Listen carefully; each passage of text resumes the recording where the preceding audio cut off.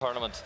They looked a little bit nervous, but since then, Whippet, they have taken every single battle ahead of them, and they've won most of them because they're here. Absolutely, they have. I mean, we got the honor, the privilege to sit in the arena while they were head-to-head against TSM. Not only did those stage nerves, those jitters go away, they were playing like a world-beating team. And of course, they had all the local fans chanting and singing and giving them all the power they needed. And they are in the arena again. You can hear it in your ears as well. Our operator bands whizzing through your screen. Maverick, Flores, the first two to go. And on Clubhouse, not really surprised with the Maverick, but the Flores, that's something Falcons are very much specifically looking at. And could this be a target ban for what WYLDE like to bring? Well, it's an interesting one because when we watched the game that WYLDE played against SSG in this map where, you know, they took SSG to SSG's favorite map and lost. They didn't quite use Flores that time around as well, but maybe they saw something elsewhere in sort of the season. Kaid ban, not surprising at all. It'll once again make those hatches a little bit more easier to get on attack. The final ban will be Mira. So, but I think out of all the games we have casted this over the course of this tournament, one so far has had Mira unbanned. Yeah, I mean, mirror is going to be obviously a pretty common ban, especially on this map. Again, you just look at how Jim Bedroom, how those mirror windows change that site. Not going to be too keen to deal with them on that one. But nerves are going to be a factor for both these teams right now. Big stage, a ticket to the grand final of a massive competition, massive international event, and they're so close. Both these teams not competing inside the top flight of competitive play, competing inside GSA as WYLDE. Falcons inside their own region here in MENA. This is going to be one of the most interesting stylistic clashes we've ever seen because WYLDE are very aggressive and, well, so are Falcons. They might be able to stand toe-to-toe and be able to go punch for that level of aggression, but only time can tell. And we get ourselves ready to get into this matchup here on Club, and WYLDE starting on the defense here. Starting on defense, and it will be a very difficult thing for both these teams to shut down those attacks because you look at the way Falcons have played. Players like O-Kills, J-Lad, and looking as well at everyone's favorite A-Joker 619. By the way, are you a Joker enjoyer, as the Flair says? Absolutely. Who isn't an A-Joker 619 enjoyer? I'm going to try and say that whole name every time I can. We got to put some respect on it, but we get into this one. And while the defense, you'd expect them to try and play aggressive here against Falcons. Falcons have got a little bit of an interesting pace on the attack, especially on TSM on Cafe. They kind of just chill out a little bit. They take their time. They really try to annoy their opposition. We saw, especially against TSM, they enjoyed the play on those windows and just kind of be there. O-Kill's in a very good position already, very quickly pushing in inside a strip, and that's going to be Jay, the first one he's going to run into. Now here, the drone, he'll know it's there. He'll be able to clean that up, but he'll fall back, not giving that early pick, and O-Kill's going to be able to take all this control, and now's the question, how quickly the Falcons realize that there's no roam presence in WYLDE right now. Well, they've already cleared out most of the bottom floor, and O-Kills has already taken as much control of it as possible, which is the right thing to do. There is, I believe, maybe one player up on the top row. I think I saw a silhouette up there. It was Chalet that I saw that's opening up that wall on the top floor. Everybody from WYLDE playing down in the basement, but so far so good for Falcons. They're a minute into the round. They've got control of the ground floor. They're working on the top floor. They're giving themselves plenty to work with. They're just going through the checklist right now. They don't need to rush into it. They don't need to take those early engagements. Well, WYLDE's not giving them to them. But the question is how much time are you going to waste in clearing this essentially ghost room? No one from the side of WYLDE is upstairs, so yes, it's all good that O-Kills is here, but you need to start doing something with this control, with this pressure. The Valkyrie camera has been spotted out, and if you're watching our first game, BDS versus Liquid, you saw how influential those cameras were, so good to be able to clear that away. That Gemini replicator sent in, gathering some information, but still slow, still very thought out and methodical for Falcons, but WYLDE, they don't need to do a lot right now. Sit, wait, gather info, and as that timer ticks down, that's when action will start to unravel. Yeah, no surprise whatsoever with this approach. The one thing that does surprise me is the fact they've only got one nade left to play with. We know it's something Falcons like to use, but O-Kills has already got down to the bottom of main stairs, prone, waiting for a player across. The player does go for it, but giving away the position now is O-Kills. This gives that information. Jay will get the opener, taking down a Joker, and WYLDE now have the numerical advantage, and Aces gets another one down. Aces pops up from Oil Pit, likely climbed the stairs as well, gets that pick, brings us to a massive advantage for WYLDE, 5 versus 3. 40 seconds left, and Jay's then upstairs as well. Chalet will get one back, that's Gisela. And this might be the moment of chaos they need. They've dropped deep inside a site with 35 seconds left to go. Chalet will find a second, that's Kaneo. And this is going to be a little bit tricky now for WYLDE, because your players will went up on the flank, and this is going to be down to Jay coming back down. Ace will get one of his own. Jay will clean that one up, and leaving it all down to Kuyu in a 1v3. We'll make that a 1v2 now. Aces slain, 20 seconds, case not in hand. And he's going to have to hunt these picks, hunt these frags. What can he do? Well, he's going to spot one player behind the bar, but 15 seconds left to work with. He'll find that pick. Yes, he does. That's on the Corey. But with 10 seconds left to go, all Jay needs to do, run away, stay alive, and surely that case doesn't go down. So, Wild, by the virtue of the clock alone, get themselves that round. Yeah, one round won by Wild, the first one on defense, no surprise in that whatsoever, but really impressed at the way Falcons were able to bring that back in. They were it was a 5v3, they got their 2 kills to bring it back to a 3v3, and then just from them, the structure of Wild was able to hold them back. Wild do have a very good structure on the defensive side. They meld that aggression that we see them do on the offense to being able to have a structure that can be difficult to break down in terms of timing for teams. Falcons ran out of time, and one concern, as we saw a few times in the TSM match, is how they leave the case behind. So clearly they like to rotate the case around. They put it on, they vary who has it quite often. I think their roles change depending on site, or they just might want to mix up sometimes. And the case gets not abandoned, but sometimes misplaced when they try to swap it around, or someone gets picked off in an unideal position. So 2 or 3 times that happened against TSM already here against Wild. That's a little bit of a pressure point, and if Wild get far away picks from the main push, and that happens to be the case holder, well, that could be a problem for Falcons, but they have lots of time to amend that, as it is our second round. And can Wild make good of their second defense, or will Falcons fire back and get themselves level early? Well, that was what time will tell. The members of Team Falcons will spawn again, as always, on a map like this. You're just going to check your flanks. You don't want any spawn peeks to take here, because we know that Wild are a team that like to go aggressive with the spawn peek, and Jay will give us a demo of the case in point. But no shots will land, and he will fall back, and that gives a little bit more intel to the team as well. You know that there's teams pushing over from that side. kills, punching this window open, getting up towards that stock door as well, and going to begin droning once again as we see one of those defenders just run away in the background. Run away, stay alive, just waste more time. And I like this confidence. Again, Wild know the pressure of this situation, of this matchup. A final line is on the cards, and they're already going for spawn peaks. I'm not really surprised at that one. That's how Wild like to play. But it's going to be a situation, a little bit of fire versus fire in this between these two teams. I think Chalet working away, opening up these windows, trying to give himself just a little bit of an opening. Not directly pushing into CC just yet, waiting for the rest of the team to arrive. And they're seeming very far away, a garage push in play. We see the Finka climbing up those rafters now. That's going to be Joker, well, a Joker 619. They'll try and make that initial entry away, but Jay will have that C4 Prime Captain ready. And only a fraction mistimed. That's going to be a waste of utility, but he will pick up that first pick. That's Charlotte on the windows, and he's going to get traded away. Kills finds that. 4v4, and Jay once again getting the opening pick of the round, but Falcons this time doing a much better job of trading it back. The one thing you don't want to do against the Falcons is give them 1v1s, because we've seen against TSM in a fair gunfight, man on man, they can go toe to toe with anybody. Aces working against that, getting the kill through the barricade, not letting kills get any opportunity to take him out, as Wild once again take the numerical advantage. But Q has already pushed in towards Cash, and this is a very important area of the map to hold when you're attacking Gym Bedroom. They need to keep this control. They need to be able to try and kind of be a massive presence here. Q's really trying to work their way inside of construction here. This is where Falcons will have a little bit of a problem. It's missed this mid-round, but doesn't matter for Joker. He'll find one of the Aces. And look at this, very far away, but trying to catch that late crouch walk from Aces. And this could be a massive opening. 3 versus 3.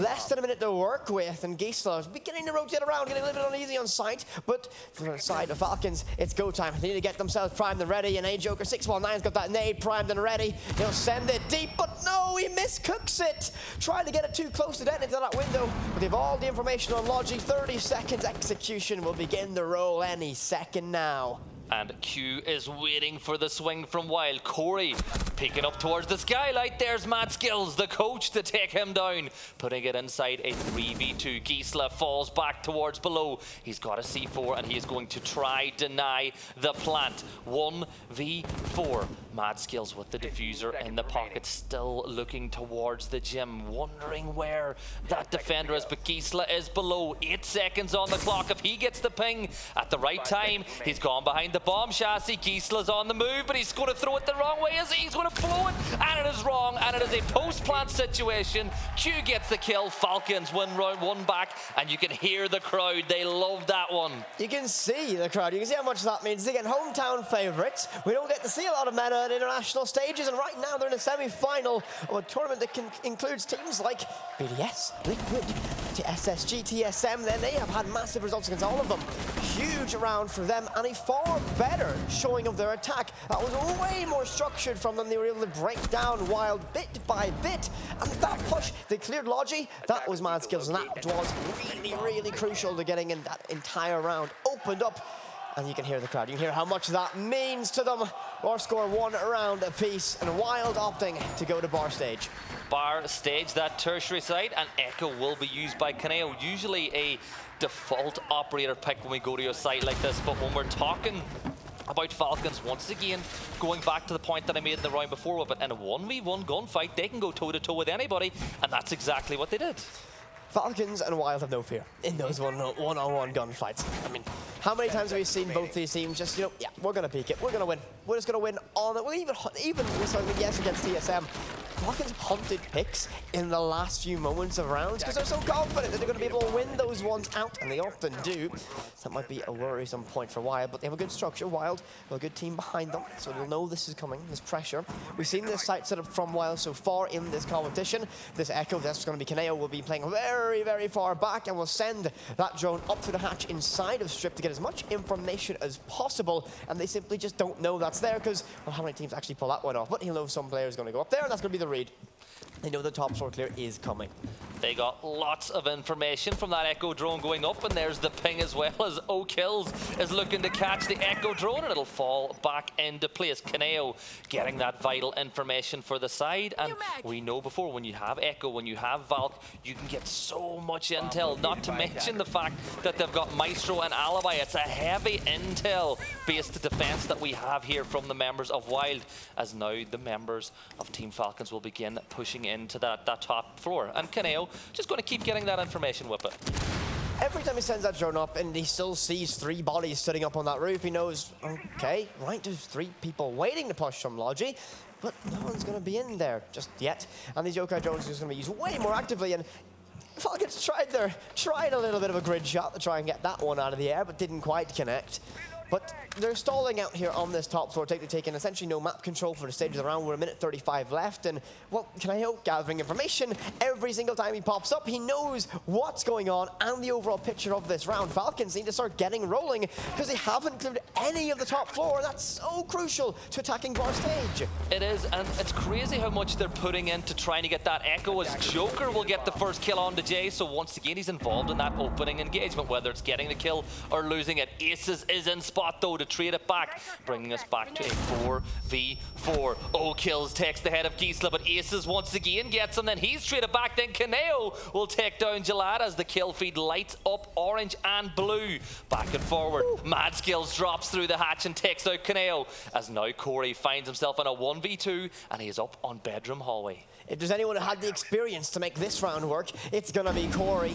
He needs to find something, wait for a sound cue, a call, any bit of information, so key right now. He'll have that red ping, and he'll now surely know that player's dropped from that hatch, and he will. He has vertical angles to work with, but we see that red silhouette's just so tantalizingly close to him. Both of them know the case will go down. Mad Skills tries to stick in. Look at this fall information from the side. He can deny it from the floor. Yes, he can. Not downed, just off the plant. 20 seconds. Tentative, tense moments for Falcons. They need to wait. They need to hold on. They need to get this case down. What can Corey do to stop it? They come off the case once again. It's going to get close to 0-0. And Corey, if you can get the cover, you'll get the round of the stage. Information is king, and he has lots of it, but not the accuracy. Falcons get themselves a 2-1 lead. Really well played, and the fact that they didn't panic even in that game of Ring Around the Rosie on site where they were trying to find the optimal position to get that plant down, but Team Falcons, they stayed calm and they win a round, and they now lead Wild on Wild's map on attack. And you gotta say, it's the fact that they have been able to just win their ones when the situation pops up. Aces tried his best multiple times to trade one back, but whenever he fell and Corey was left one alive on the top floor, you kind of felt like it was inevitable that they were going to win that round. Falcons find a way just to win rounds, right? That round, realistically, Corey should win that. Has complete information, top floor control. You have 8 seconds left to get the case down.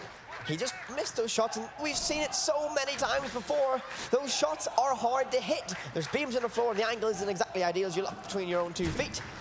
Absolutely brilliant from the side of Falcons. They've got a little bit of momentum here on Clubhouse. That does lean towards the attacking side, but I'm sure you've already all seen it in chat. Look at Jay, he's on Cav. I wonder will we see one. We haven't had an interrogation so far this event. It's unlikely. People know how to drone at this level of play, but I'm never going to counter that. Well, there's not very many Brazil teams left in this. There's actually 0 up, and so we're going to get a Brazilian operator in Cav. The last, I mean, Cavs had some impact in big moments. I mean, think of the Paris Major. NA won't likely to be reminded of what Jonas done to them on Bank, but I don't think Jay is going to have that impact here. This map's pretty compact, difficult to rotate around, very simple to clear, and with very limited drones as well. Oh, kills is already in. Already in, and look at this, Corey's already down. They'll try and find that, but he's a little bit alone right now, so that revive will take a long time to get, and the drones are swarming him. Now they know they got it. Aces will try and be close to him, but Aces, or Corey has pinged out that drone. They know pressure is coming. He's there to try and cover and get a pick and bait off his teammate, as Jay will be sent up to help cover. Jay with the Cav using the ability to make as little noise as possible. Those silent steps as Rex runs away after getting the res, so nobody the worse off. Corey, a second left, though he is going to go down eventually as Joker will get that kill confirmed. And now they open up the wall into, or the window into construction as well. Aces still on the top floor, as is Jay. It's a heavy roam that we have from the members of Wild, but once again Team Falcons have the numerical advantage. Aces can't find the headshot, so he falls back down into sight, but whip it, you gotta say, Falcons seem to have Wild on the back foot. I'm going to put an asterisk right there on that one. This is a very awkward round to play in. You lost Corey early, but from there now Falcons are beginning to take map control, but they're taking a long time to do so. You got a minute 20 left, and finally you're starting to put pressure on, but you still have that X factor. Jay, he's in a position in the map that they've already going to mentally log as cleared. Are they going to have flank drone or someone watching it? Mad Skill's got the closest drone, but guess what? He's worried about blue. He's worried about all that position, and Joker's going to get into a very dangerous position very soon, as Gisela will try and hold on inside of Dirt Tunnel, but Jay might get the call, might get to make that decision to push down in the lounge. Will he be meeting Joker? But no, a drone was watching. That pistol makes a very, very distinctive sound, so they now know they're hunting a Cav. And that's going to be playing in the back of the mind. Just under a minute left to work with, and Jay begins that long rotation around. Rotating back around, Kaneo, the cap can, will get the kill onto a Joker, 619, which means that the members of Wild bring it back to a 4v4. Jay still roaming downstairs. Could he be a problem? Jalad is up on the top floor, and now we've got Q peeking down through that kitchen hatch, still trying to clear the Roman presence as Q will get a kill. Mad Skills gets taken out by the C4, bringing us back to a 3v3, and now is go time for Cav, sneaking in behind the lines. Q on the other side could be the person that is going to get taken out by this, completely unaware of the fact that there's a Cav lurking, but Cav will drop down through Moto Hatch and rotates in behind, catches one out, gets the down. It's a 2v3 now. The time has come to execute. Gilad will go with the diffuser. Q gets the kill onto Jay, and it's all down to Gisela. 1v2, there's one, just one player left to get. The gunfire comes out, and that is a 3-1 lead as the home team take advantage. They made that awkward for Wild. From the very beginning of that round, it was just so awkward. You lose Corey early, and even if you had a Cav trying to flank it around, the way they're pacing the Falcons makes it very difficult. It's an off-tempo style of play. Wild really so far struggling to get an overall grip on it. And we talked about this with our desk, other casters here. The way Falcons attack is unusual. It's structurally different to what these teams tend to see, and they're very good at winning their fights. So they end up in places at times that you're not necessarily expecting, and they win their fights. Right there we saw an example of the shots that these players are landing are insane, and that's going to be the X factor that they need to worry about. But it is still early days in this series, but Falcons, the hometown heroes, leading by 2 rounds. Wild, we thought they would have come out of the gates absolutely swinging. So far, we've only seen one haymaker thrown. Well, I think Wild are a team that you want to start any game on attack because the way they build momentum. So for them to be 3-1 down on defense against Falcons, maybe not, panicking just yet, but the danger signs are there. You don't want to let Falcons get 4 or even 5 rounds, because but the last couple of splits that we have had on defense have been 5-1 on the defending side. There's a chance that Falcons could pull one out on attack if they win 2 rounds in a row, but this is Wild. They're going to get structured. They're having a chat. We're going to go back into this one, and I expect Wild to maybe play a little bit closer together to stop giving Falcons the 1v1s. They need to. I mean, this team does like to play with that lurker role. Ace is going to be on that lurker role. Right? Potentially what that's going to mean is Ace pops up late. RJ will do the same. We saw with the Cav. That's a very operator designed to do that necessarily. When you play so separate, or try to play so separate, against a team that has this weird pacing and weird attacking structure, it's going to be difficult to make it work and make it flow the way they want it to. So the Falcons, just keep doing you, keep winning these rounds. They manage to take themselves out of so many bad situations, it's insane. So they can keep forcing Wild under pressure. They have a very, very good shot in this. They lead by 2. They go upstairs to CC and Cash. And this side beginning to sway towards the attacking side as well as the entirety of the map. So for Wild, they might have a little bit of work cut out for them. And a 6th pick to Amaru for those, or sorry, attacker repick to Amaru for those of you at home who are keeping an eye on that. Thatcher in play as well means that the bandits on that breach will be very easy to get for the members of Falcons if they want to get that done. Typically, in a situation like this, you'd want to get that breach shown open inside the first 30 seconds or so when you have the operators to do it. And O'Kill's already pushing up inside stock, and if you can control stock, we know they like to use nades from below. Mad Skills will go ahead and open up bottom garage as well, so that checklist, they're probably ahead of schedule at this point already. Yeah, they are. They're using a very, very good array of utility to get things done pretty quickly. They've done that so far. Ace sends an impact down to try and catch some early damage. And you likely heard that breaching charge go down. That might make them think someone's a little bit closer, but once again, O'Kill's very, very early into the building. Will maybe try and send some nades depth charge on the players sitting inside of Cash. The LMG as Sophia rotates around, that will be a Joker 619. Making a long rotate away, likely to put some pressure towards Master Bedroom. Nade sent up, no one there. Lacking information is O'Kill's, but he wins these fights. He's trying to tap away, and are you kidding me, Corey? Goodbye, Corey, on that one. What a one-tap.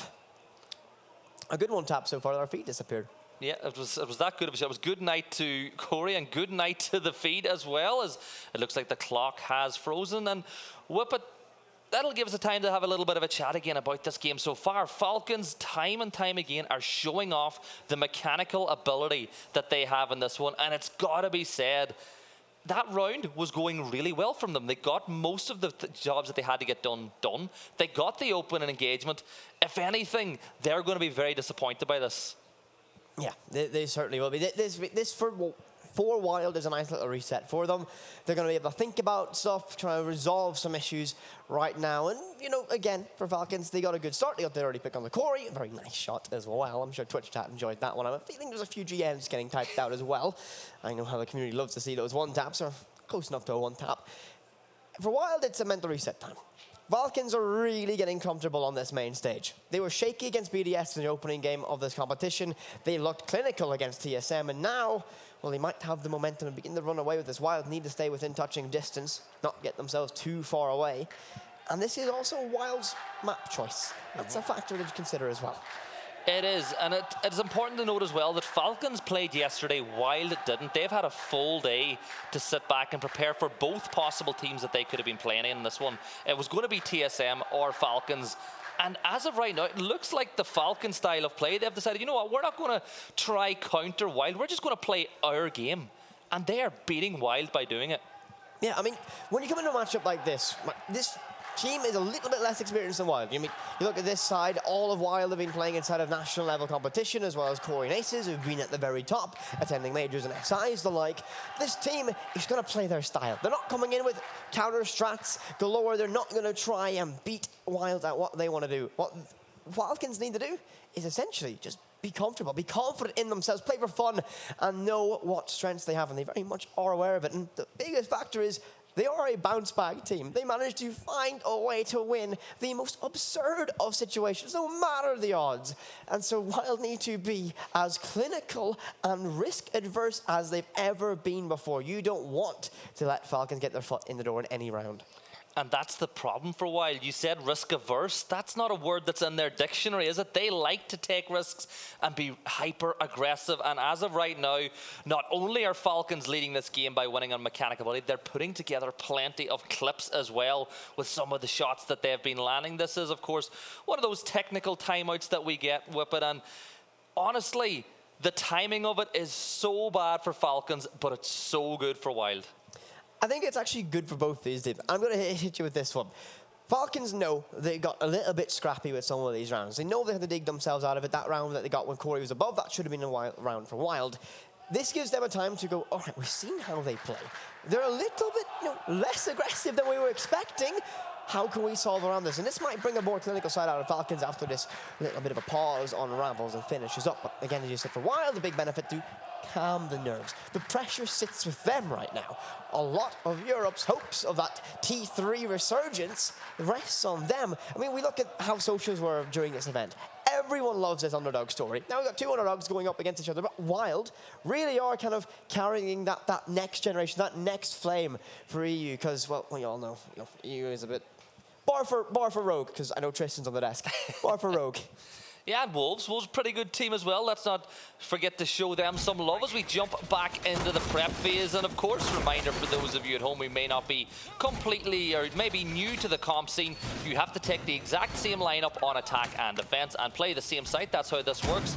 But I want to ask you a question, but out of all the Falcons players, who's impressed you most so far? Wow. Okay. Difficult question. So if I was going to follow the community, I'm going to have to say one of the players. I'll go for a tier list of sort. 10 seconds remaining. Position doesn't matter. Joker 619 very much impressed me. The rest of the community. But Okils has been one of those players that's kind of always in the action, always involved, always in it. And, I mean, Chalet as well has a huge impact. It's very difficult to look at this roster and say there's not excitement and flair upon it, but I'm going to say Okils is probably going to be, I think, the player. I think very close actually to Shaiko's scoring the kill records. I think in second place as well. So very much a capable player against all these top teams. Yeah, 25k, of course, for the player who gets the most kills over the course of this tournament, as even though we had that little bit of an issue, Team Falcons playing the exact same way this round. Okils, once again, already inside stock. They've got the wall open in towards Garage, so you're not forced to focus in through the door where Aces surely will be looking towards, but they will continue to peek that way, and Joker will rotate back around as well. And that position on top of the rafters, Whippet, it's so difficult to clear. Those impacts being thrown, bit of a two reasons why it's being thrown. One, maybe catch a little bit of damage, but the main one is to get rid of claymores, so that if you decide to run out later in the round, you can do it. Structurally in this round so far, Falcons have been playing pretty similar to how it was before we had to reset. Meaning that's going to be seeing Okils going inside of stock, but this time not going for the same exact play. So structurally, Falcons have a pretty clear rhythm, and now Joker will make the entryway inside of Adam. Try and gather as much information as possible. EMP missed, unfortunately. Not a story that you would have wanted, but oh, Corey, very, very close to getting himself depth charged. Breach now open. He'll try and deny, so I think he would have gotten at least one set of salmon charges with that one, but Chalet will fall away. Try and reset, but I think for the most part, that wall's open. Yeah, v5 still with 1:20 on the clock, but the wall will provide a line of sight in towards rafters as well, where Aces is still living his home. He's got Corey for support, but Aces' position is he will likely stay there until he is dead or the round is won. That is how important rafters is. But Mad Skills, the coach, Amaru pushing up towards construction, firing against that alibi, giving away the position. That's information towards the side of Wild. Gisla will be the first player to get down on this one. And will we see a res come in? Kaneo is moving that way. Corey, of course, low HP as Joker gets in that fight on top along with Aces. 43 seconds to go. They're getting ready for the push Whippet, and Aces is still locked in position. Ace is going to play this live. He's got 30 seconds left, but Corey won't be able to play much longer. Ace is there for the try, but Chalet is there to get one as well. 30 seconds, and Corey's down. A technical 4 versus 3. And look at this. Two members of Wild are going to get caught on the rotate. 0 kills, gets one more. Corey falters. 4 versus 2. 4 versus 1. 3 for Chalet. Madskild is down, but it's all down to Gisla in a 1 versus 3. We'll try and deny that C4 below, but it will be a nail biter. Will he do it? No! The case goes down. And with 40 seconds till we go critical in this round, all the Falcons need is to hold the cross, stay calm, relax, and manage it. 1 invert repel, 1 normal, all outside the breach. Horrible angles to fight. Gisla trying to think about a long arm, but can't quite find it. and knows he's going to leave himself so exposed. He'll try and stick it. He might just do it, but no. O'Kill shuts it down, and Falcons yet another round. 4-1 lead on attack on Clubhouse. This is WYLDE's map, but we are living inside that Falcons world right now, the way this one is going. And Whippet, 1 round away from a 5-1 half.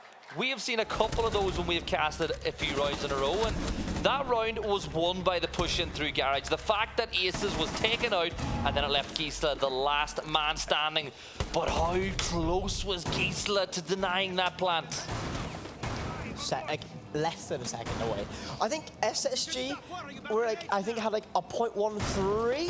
2.023. Exactly. Yesterday to being able to, like, I think, get a defuse off or a plant down. So I mean, we've seen a couple of close, narrow margins in this competition so far, but that was pretty close as well. Falcons lucky to get away with that one, but they got themselves around, and around they came off a cascade of picks as well. WYLDE caught out by that one. 3 rounds leading our Team Falcons, the hometown favourites. And we go on to WYLDE's very final defensive side. Now we've seen a lot of promise from WYLDE's offense. So we'll look a little bit to the future, to round number 7. WYLDE have that lifeline, but they really need to get a second round on the defense because you don't want to be fighting from a 5-1 position down. Yes, Liquid came back 6-1 against SSG, but you know, Liquid have kind of that X factor behind them. And I mean, they got slayed by BDS earlier this morning too. Yeah, but Liquid weren't playing against Falcons either. You know, you got to point that one out. So WYLDE, they're looking to get 1 round back. The defensive setup is very similar to what we saw in the game against SSG yesterday with that shield, except it's not going to be a Maestro playing it this time around. Valk will get lots of it. Maybe Kaneo might push that position. We'll just wait a little bit to see. And SSG were able to win that round, but with a last dash push straight in through the breach. Will WYLDE fall for that sort of trick again? Jalad will begin opening up the top floor to try drone out to find out where those defenders are, but there's nobody there. Everybody's on site. Full-on turtle defense from WYLDE. Can you blame them right now? They're really feeling the pressure of this matchup. So they will try and turtle up. The furthest player will be Jay. Close quarters with that shotgun. Sitting in the wait, but it's only a Gemini replicator he can hear, stepping around him. He gets the information, but now knows there's Yana on the board, knows it's very close to him as well. And I imagine O'Skills will be very keen to send a nade down those stairs. You got to throw an aid and you got to chase it to it, but it's all about getting Jay on the move if you cannot take him out. But Gisela's cam is in a very good position to just feed Jay information. O'Kills opening up a line of sight on the stairs in case he pushes up, but Jay will fall back down on the site, leaving Gisela to continue to monitor cams. Corey doing the exact same as they're working out where the push is coming from, and O'Kills has got himself right on the bottom of those main stairs once more, but there is the ping. They know exactly where he is, but he's holding the pixel. We know how effective they can be at hitting that pixel. A little bit of drone work coming back in, a minute on the clock, and just continual soft pings. IQ is being played to get rid of those cameras, but still 1 remains in place. Less than a minute. Can WYLDE hold out, find their second round of the defense? Kaneo will trick that first set of Skyro's pellets. We'll trick a second. Really? Yes, he does. We'll trick a third. No, we can't. Only got 2. So that hatch will get open, but he's wasted time. 30 seconds, and Falcons are we going to be in for another example of how they dig themselves in a very tricky position with gunplay and mechanics alone.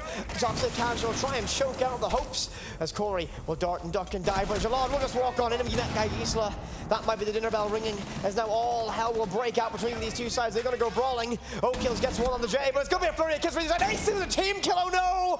It's all down the Falcons now in a 3 versus 2. 10 seconds. 3 versus 1. Now Corey, time for another attempted clutch with a shotgun. Gets one, finds it down. Will try and rotate it away, but no. Caught by Q. Falcons 5-1 on the offensive side versus WYLDE on WYLDE's map choice as well. Oh my. How many 5-1 splits have we seen in our cast, Whippet? Well done, Falcons, dominating on defense, and just 2 rounds away from taking a 1-map lead in this best of 3. And the best thing about it is they will be on defense to do it. WYLDE will need to pull themselves back into this game, but attack is where they come from. Can they do what Liquid did yesterday? That's not easy. That's not easy to do. If you wanted to do a complete replication of what Liquid done, it would be 6-1. But Wild, yeah, and this is where we've hyped up your attacking side. And they used it. And they used all of the tricks of the trade you've got. Whack J on Finka, put Kaneo on Buck, try to break this down. But Falcons, as this plays out, and we see their defensive side, they're gonna peek, they're gonna spawn peek, they're gonna get aggressive. Kills is on a Legion. How often do we see a Legion in competitive play? The answer is essentially no. Maybe you might see Astralis bring it out every so often, but it is going to be an interesting lineup from them, and I think they're going to be very, very keen to get in the face of Wild very, very early. But Wild like to do that too on the offensive side. Well, it's all down to Wild to force the issue now as Team Falcons just 2 rounds away from a 1-map lead. And this is defense for them as we go down to that Church Arsenal site, which has such a good defender win rate. Jay gets himself up on that AFK rappel, running around it as we'll use his drone work, and we'll probably see that defensive utility being thrown. And have they just used another, Whip It. Take us through this little push that's coming, because we're going to do that. With pressure arriving inside of Dirt Tunnel now, it's going to be Corey. He will try his best to put some pressure on and trying to set it up. It looks like Kitchen Hatch is going to be pressure. Jay will find the opening pick on the kills there with a nade. Traded off though, Jalad will get one. Corey with a second nade, finding Jalad there to trade. Good trading off for Wild, good position early in a 4 versus 3. We see this a lot with these two sides, going very, very aggressive, very, very early.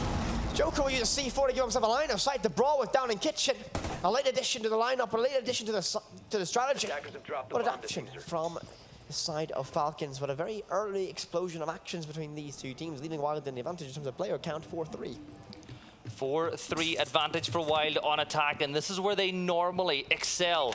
Aces playing inside Kitchen. We're looking at that defensive side. They've used up both of their C4s, so they've got none to play with, which does mean that it will give Wild a little bit of area to run about on that top floor with still 1 minute and 30 seconds to go. But all the members of Falcons, looking at their position, they're all holding long-range pixel angles, waiting for Wild to step into them. They're just going to sit, hold, and wait. They don't need to do anything really outrageous here. They can sit and wait. This is kind of what this site's good at doing. You're going to hold on.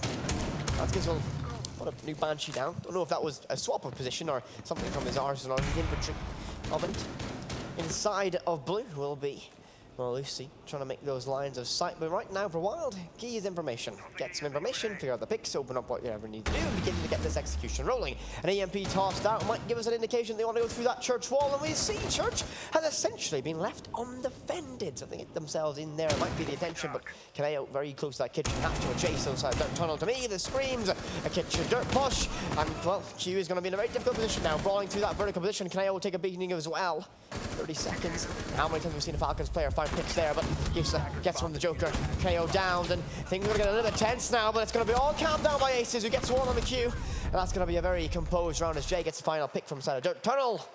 Wild get themselves back into this one, and that's a very, very needed mental reset round. And a good sign of how they might be faring up on the offensive side. Still 5-2 down, though. A lot of work to do on attack, but doing a much better job of bringing the attack towards the defensive side. On defense, they sat back and they let the members of Falcons take them down. But one thing is for sure. That Falcons crowd, win or lose a round, they make a lot of noise. You said it before, we've been in the crowd, we've enjoyed every minute of it. But as we get ready to jump into this round, once more, Falcons will go down to that basement site. And last time around, it was the fact that the C4s weren't quite used to their full potential, didn't really allow themselves to get a couple of kills. I mean, we saw like one funky C4 getting used. I mean, Falcons, if you're watching TSM on Chalet, the other setup where they had 3 C4s available, 2 of which were used to make rotates, and they still beat TSM that round. Now, luckily TSM were a little bit shaky in that performance, we'll say that at least. But they managed to get it done in that situation. So then they have a creative use of utility. They'll be a way of putting how Falcons play this game. So 5-2 our scoreline. Wild on the offensive side. It's what they prefer to. And look at the slide on this. Look at the aggression from Falcons already. Now let's get to send some shots through Garage. Just say, hey, I'm here. Come worry about it. But Jay, Operation Crouch Walk enters inside a strip. He's going to try and pick any stragglers up, and the cutoff drone is set up by Gisela as well, watching. So they now know if anyone's went towards strip. That's what that drone's intention is. With these wooden barricades, guess what? Slow down this push and force the Nook to make some noise. Yeah, pushing in through pool table. Mad Skills playing in stock may be the first player that they need to worry about. Jay gets rid of that default cam. Mad Skills droned out again as that information is fed towards Jay, who's got himself right up against that wall, hoping, daring Mad Skills to push in towards Bar. But Mad Skills has not quite done it yet, and Jay will begin Operation Crouch Walk once more. Mad Skills making a lot of noise though, sprinting back and forward as Jalad will fall back down in towards Generator. Mad Skills will hold the angle, throws down the goo mine, which will give even more intel and just make that crouch walk a little bit more difficult to do. But with 1 minute and 50 seconds left on the clock, they are posing a real problem, and WYLDE are struggling to clear the roam. It's the fact that Falcons' roam presence right now is kind of unstructured. We're running around, we're trying to find entryways, they're putting themselves in power positions, and WYLDE are really struggling to, they drone someone out, and they rotated away, and someone else has popped up in a brand new position. So they're going to have to think about going a little bit more direct. They do like this style of play anyway, so they'll open up that moto hatch, and I wouldn't be too surprised if some of WYLDE was down very, very quickly.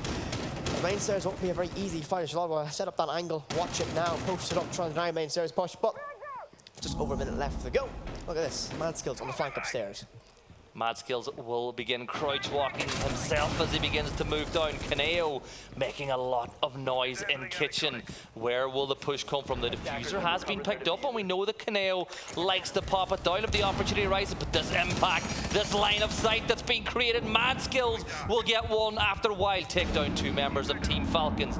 Kaneo sprinting down the stairs towards the side. Corey rushing in as Jay will get knocked now too. It's back to a 3v3, and Q is inside dirt. 1 member inside Generator. Q peeks around the corner, but Kaneo will stick the plant, and O-Kills just sneaking around those boxes is going to get the kill on the Corey, but the diffuser has gone down. It's a 2v3. Smoke canisters going out. Kaneo gets one, he gets a second. It's a 2v1. It's all down to Mad Skills as he begins to push in through Moto, and he's going to get taken down. Gisela gets the kill, and WYLDE have now won rounds back to back. That's what they need. That's going to be a massive boost to them. Momentum rolling in their favour. Good for a while. They get that done.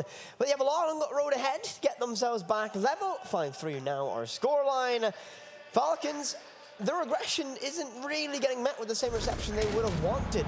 WYLDE have not been as much in their face, and that's really working out right now. A little bit extra structure to slow down that pace. The Falcons, they struggled with that initial clear, and Mad Skills could have been a really big problem if he popped up just a little bit sooner in that round. However, didn't. WYLDE got the round. They'll be very keen on that one. So can they make it 3 rounds in a row, get themselves within 1 round striking distance to leveling up this match? Big round for the match right now. Will Falcons go 6-3 up, or will WYLDE pull it back to a 5-4? And surely if they get into that position, we know how WYLDE attacks play out. They'll feel themselves with a very good chance of getting the win in this map. But Team Falcons, they win this next round. They're on match point, and you know as well as I do, when you're on match points, the other team sometimes can play a little bit more aggressively or try a little bit too hard and nearly feed Falcons the win. Are you saying the 1 round mentality exists? Oh yeah, 100%. I wonder what team suffered from that one yesterday. I think we might have worked it. I wonder, was that SSG? Fumbling the bag, 6-1 up against Liquid. Not quite the same story, but Falcons very much beginning to feel that pressure. He let 2 rounds go in favour of WYLDE upon the side swap. The WYLDE look to be a little bit more in their face this time, not doing CC, but they rarely do. They like to be a little bit more forward and aggressive. They'll open up Jacuzzi, they'll put pressure from Logi, and that's how they'll play. Some damage on the play. I think that's just on the main wall itself. Jalad will take a beating inside of construction. There's Jacuzzi. That's that open up, and guess what? Someone is going to hold those windows, but there's Mad Skills on the Corey. Finds an opening pick, and that is going to be a little bit of a problem, as they'd like 2 people to hold these windows down. And oh, Jay, you needed to win that one. Mad Skills shut down, brings us back to level. Calms the nerves for a while, but they've got the first thing off that checklist, and that was Jacuzzi wall. They did indeed. O-Kills playing on top of the bed as well, but we spoke about it before. Wild, they don't tend to push in through CCTV. Gisela waiting for the potential free kill from the player inside logistics. Ace is getting over towards that push again. 3 members of the Wild attack over by Jacuzzi wall. So whenever they decide to push, they will go aggressive towards site and try to get that case down. That's what Kaneo's job is. Ace's tempting bullets to come his way. It's going to create that opening. No, he's going to fall back again as they wait for a little bit more instruction to come around, and it looks like they've changed their minds with it. They're getting ready to push from the other way. They're going to go through logistics now. Well, this is going to be a while. I think they're going to leave someone on this breach. What they need to do is to have a cutoff, and that's what they're going to do. Construction wall is still going to, not construction wall, Jacuzzi going to still get to watch, I'd imagine. And yes, there's 2 players still chewing up outside of that one. Construction now opened up. That will isolate now 0 kills. Going to be in a very difficult position, but it doesn't matter. He'll find one to J. Gisela down as well, and an explosion and flurry for Falcons. Kaneo alone against 4. 50 seconds. There's 1. That's 0 kills. Now it's all down to pressure. Kaneo, one of the MVPs, the shining stars of this team in this competition. So 4 finds a second. Couldn't make it 3. Q shuts it down. Falcons, match point. Match point Falcons. Who would have thought this whenever they were starting on attack as well against Wild? And it's got to be said, maybe if Kaneo had have had the SMG-12, we've seen him win 1v4s already in this tournament in that situation. But Wild now find themselves trailing by 3 with the home side on match point. Are we going to see Falcons win that first round, break the serve, then take Wild to Chalet after this one, which of course we know Wild has a bit of a preference for too? Wild are certainly not uncomfortable on Chalet. It's not going to be, I think, in their top 4 preference, but let's say it will be number 5 in that list. They're not uncomfortable there, but it's still not their best showing. That's why Falcons would have been very keen to go there as well, because we know that they're comfortable on Chalet. We've seen a very good performance from them, especially against TSM yesterday. So, match point, Wild 3 rounds down.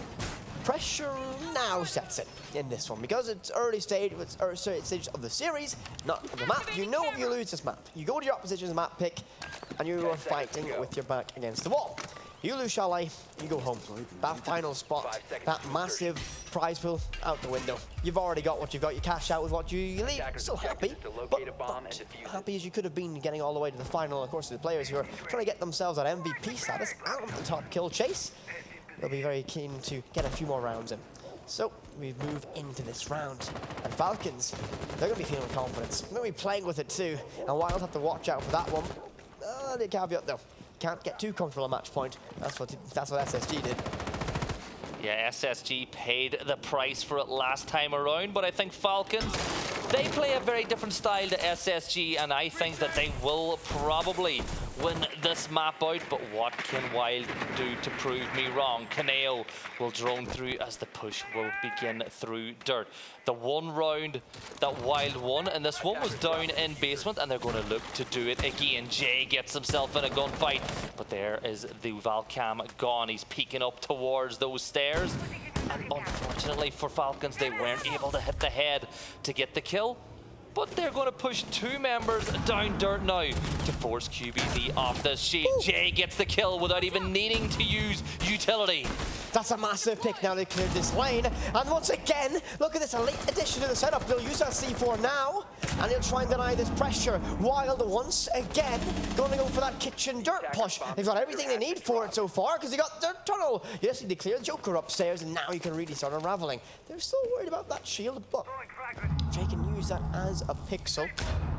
Don't think anyone will want to peek him. I don't think it'll be a wise choice against that LMG. A C4 prime prepped and ready, but Joker's slain above. Wild have a lifeline. They've got a pulse in this round. Minute left to work with, and Gisela goes down though.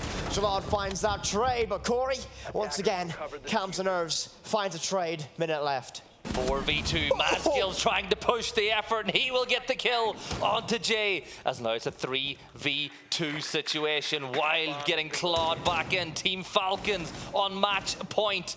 They've got 2 members left. That's Mad Skills and O-Kills, and both of these players are so dangerous. That drone from Aces just caught. They now know there's a player upstairs, but he rotated away. Do they know he's already gone?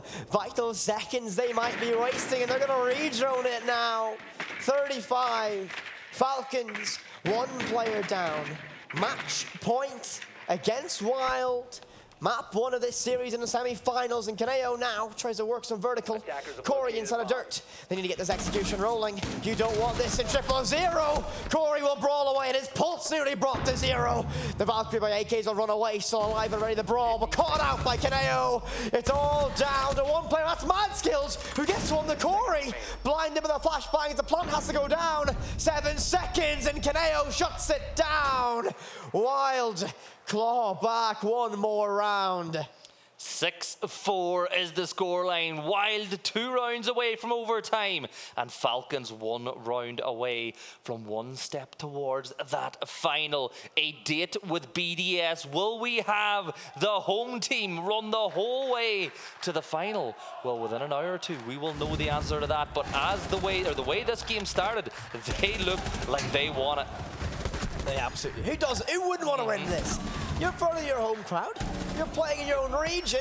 You want to be able to carry that mantle, and Falcons doing a good job of it so far. 1 round away from getting themselves onto Chalet. Wild need a couple more rounds, get themselves a level in this matchup, and do a little bit of flashback, maybe trying to imitate their Raptown brethren inside of Liquid.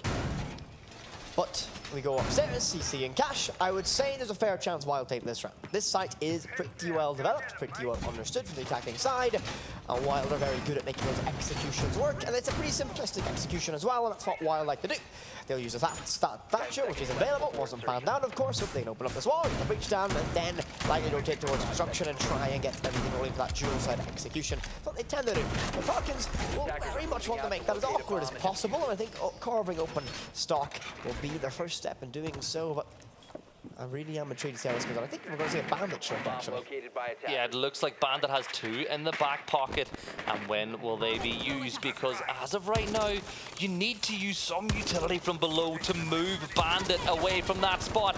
Up on top of Master Bedroom, Kills is shooting away those Habana pellets, making it even harder to breach in towards the bottom of that garage, just wasting offensive utility. The breach does open just a little bit down inside garage, creating a line of sight for Kills to peek back, because remember, these lines of sight, they work both ways. Defenders can use them to catch out the attack as well.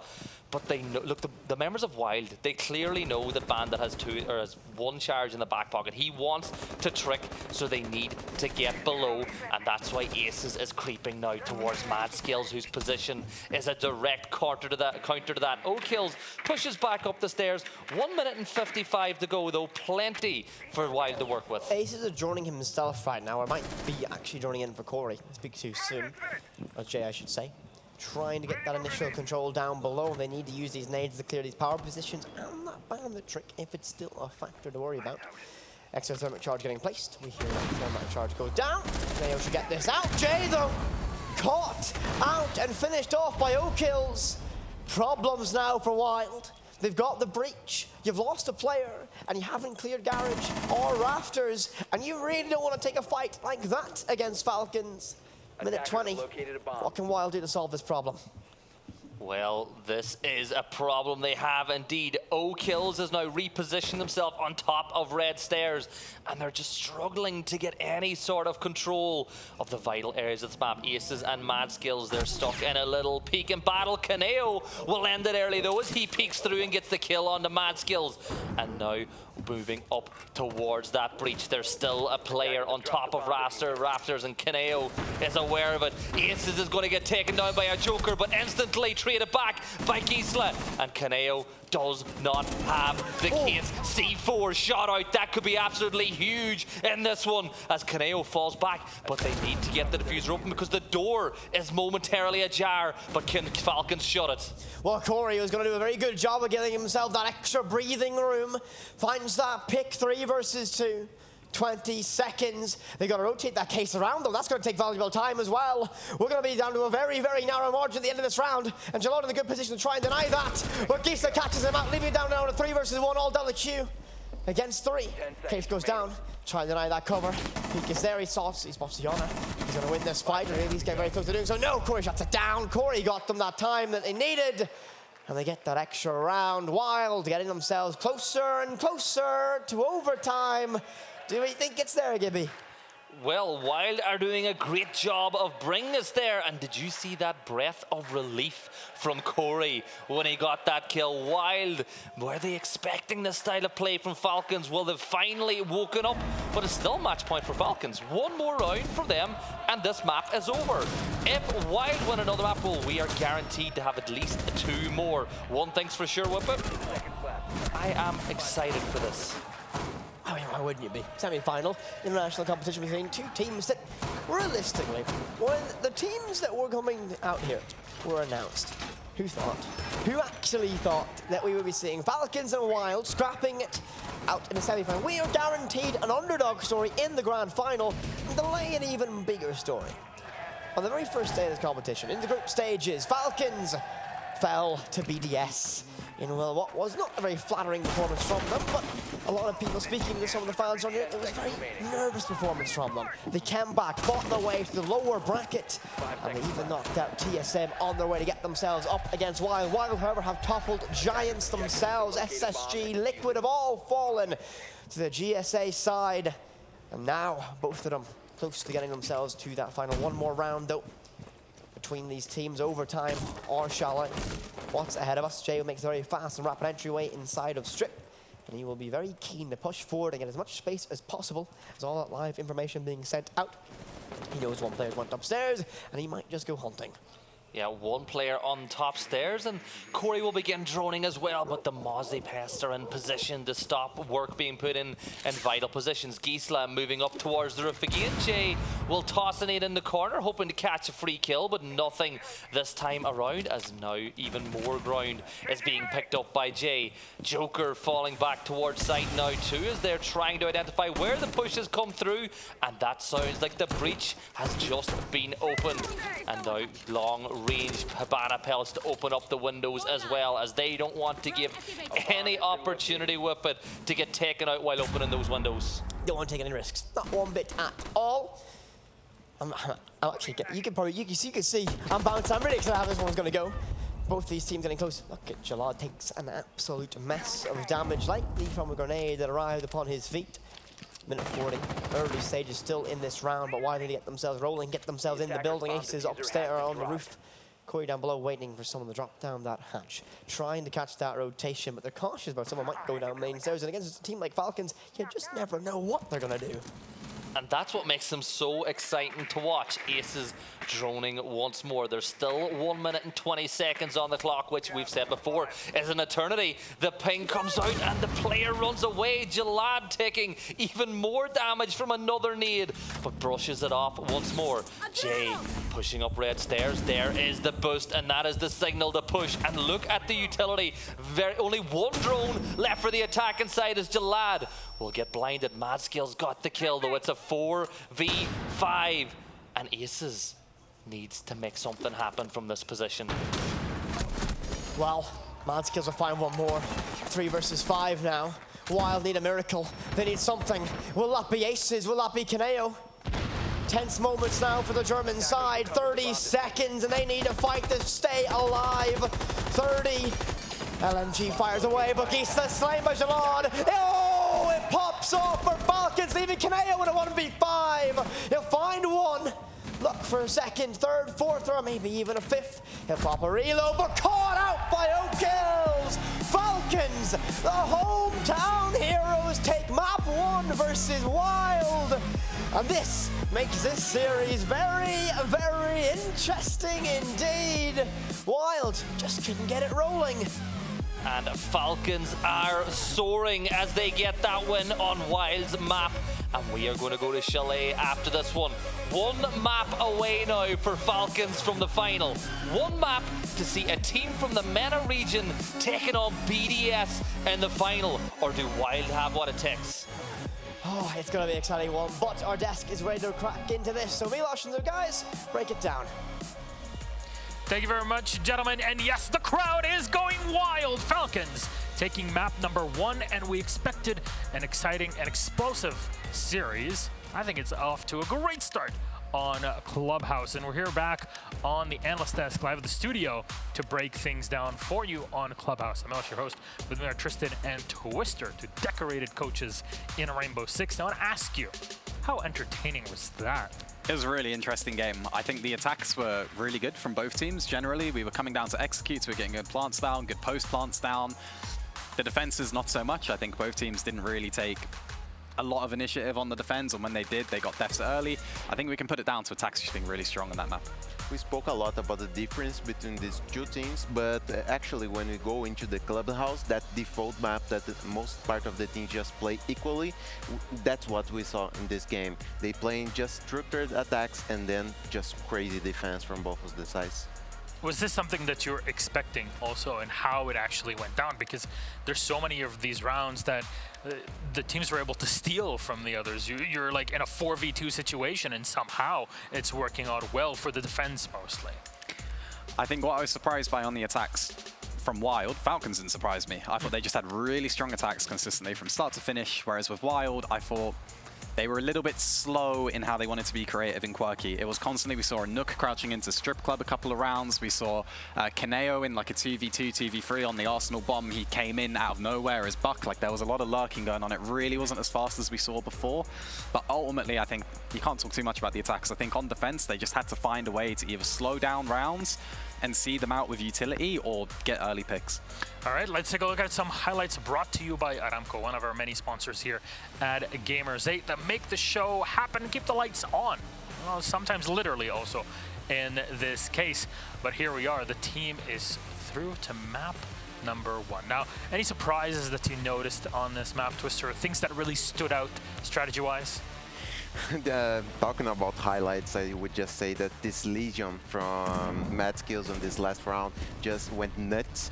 Probably he just took the responsibility about closing out this map. It was a very important position to be taken on to hold this push from WYLDE through the entrance of the bath. So I would say that probably Falcons would not have won this round without Mad Skills on his take on the main stairs. I think we were a little bit surprised about the operator bans as well, weren't we? The fact that Zofia stayed in, and then we saw, I think it was a Joker 619 use it in almost every one of the rounds. We just weren't expecting to see that. This is the first time it's not happened. Even with the bans, we saw Thatcher, Maverick going out on the ban phase. So with that, both of the teams would have just to abuse about the bandit. So we saw them using a lot in many defense. And with that, when you're using operator like that on the Jhin defense or server defense, you have to have some operators to support it. So what Falcons decided to use, it was a Neko to do some aggressive stuff with their intel, just to not let the players just go for the bandit and kill it and just, you know. We gotta give it to WYLDE still, a 7-5. It got really close between the two squads. And it's not like WYLDE was lacking really in pretty much most of these rounds. So many times where there was dirt attacks, they just plowed through any defense that was sitting there. Great kills, great information to follow up on it. This really could go to a map 3. Yeah, I think it depends on how Chalet goes, because we have to remember, as much as we can give credit to WYLDE, it's only a 7-5, this is a map that we personally didn't think that they should have gone to, and we have to be honest about that. Clubhouse is a map that they've struggled on quite a lot, not even just at this tournament, but I've heard people say, you know, whether it be in scrims or whether it be in other matches, that they're not that strong on this map, and it was surprising to see them go to it. Well, some kind of nuggets that WYLDE can look back at on Clubhouse and say, okay, these are the issues that we had that are independent of the map that we can work on for the next one? I think vertical play. They kept getting naded from below. They kept getting impacted from above by Mad Skills on the Legion. I think vertical play cost them here. There was at least 4 or 5 kills that could have changed rounds. I mean, talking about the comportment of them, even with the loss, they were pretty comfortable in the game. They are having fun, just laughing. So I think they're enjoying. They will just keep that game out of their minds and just go for the next one. Okay, right now we are playing other map. We are doing other stuff, just making one of our other attacks again, and that's it. Let's just have fun. And on the other side for Falcons, of course, they won this, but like we said, it's still a 7-5, still a close victory. What are things that you've seen that, okay, if they focused on these couple issues that they have, they could have made this a better victory, an easier one for themselves? I think it comes down defensively for Falcons because I think that they need to just shut down the rushes, the early pushes, the lurking from Wild. And that's going to be especially important on Chalet because we saw Wild before when they played Chalet, they would happily drone sight, see one person on there and think, okay, well, we're just going to rush it. I think if Falcons manage to get caught out by that, like they did a little bit with the lurks on Clubhouse, then I think it could be a tough time. But if they're strong, if they realize what they should be doing to counter that, then I don't see why they can't take it. I think Falcons were not expecting so much Wild plant-focused way of playing this game. So they were getting most of the rounds just got in the plants and being actually able to execute with no problem at all. So I would just say that probably if they just kept the game a little bit more compressed on them, they would be having an easier time. Well, that was map number 1 between Wild and their opponents, the hometown heroes, Falcons. That was Clubhouse. We're going to take a quick break. When we come back, we'll break things down for Chalet and lead you through back to our game. See you in a bit.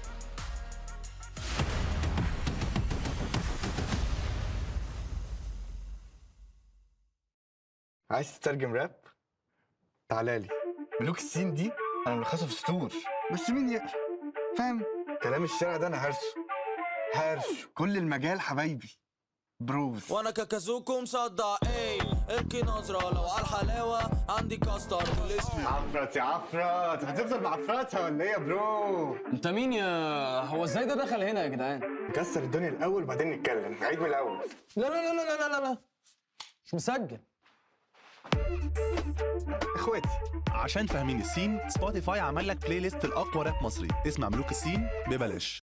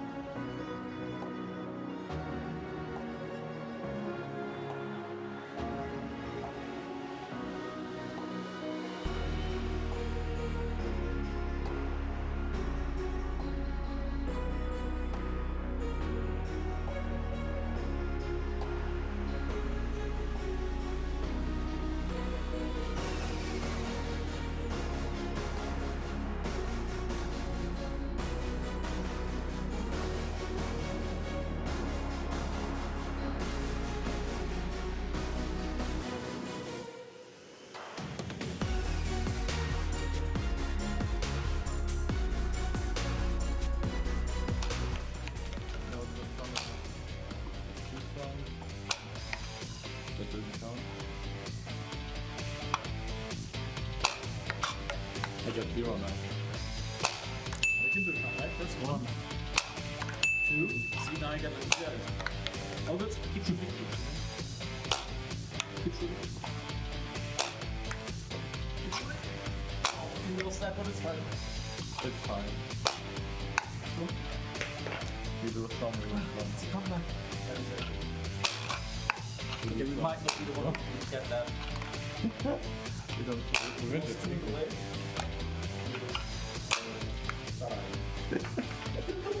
Was it 2? I think it was 2. Yeah, I don't know if that's...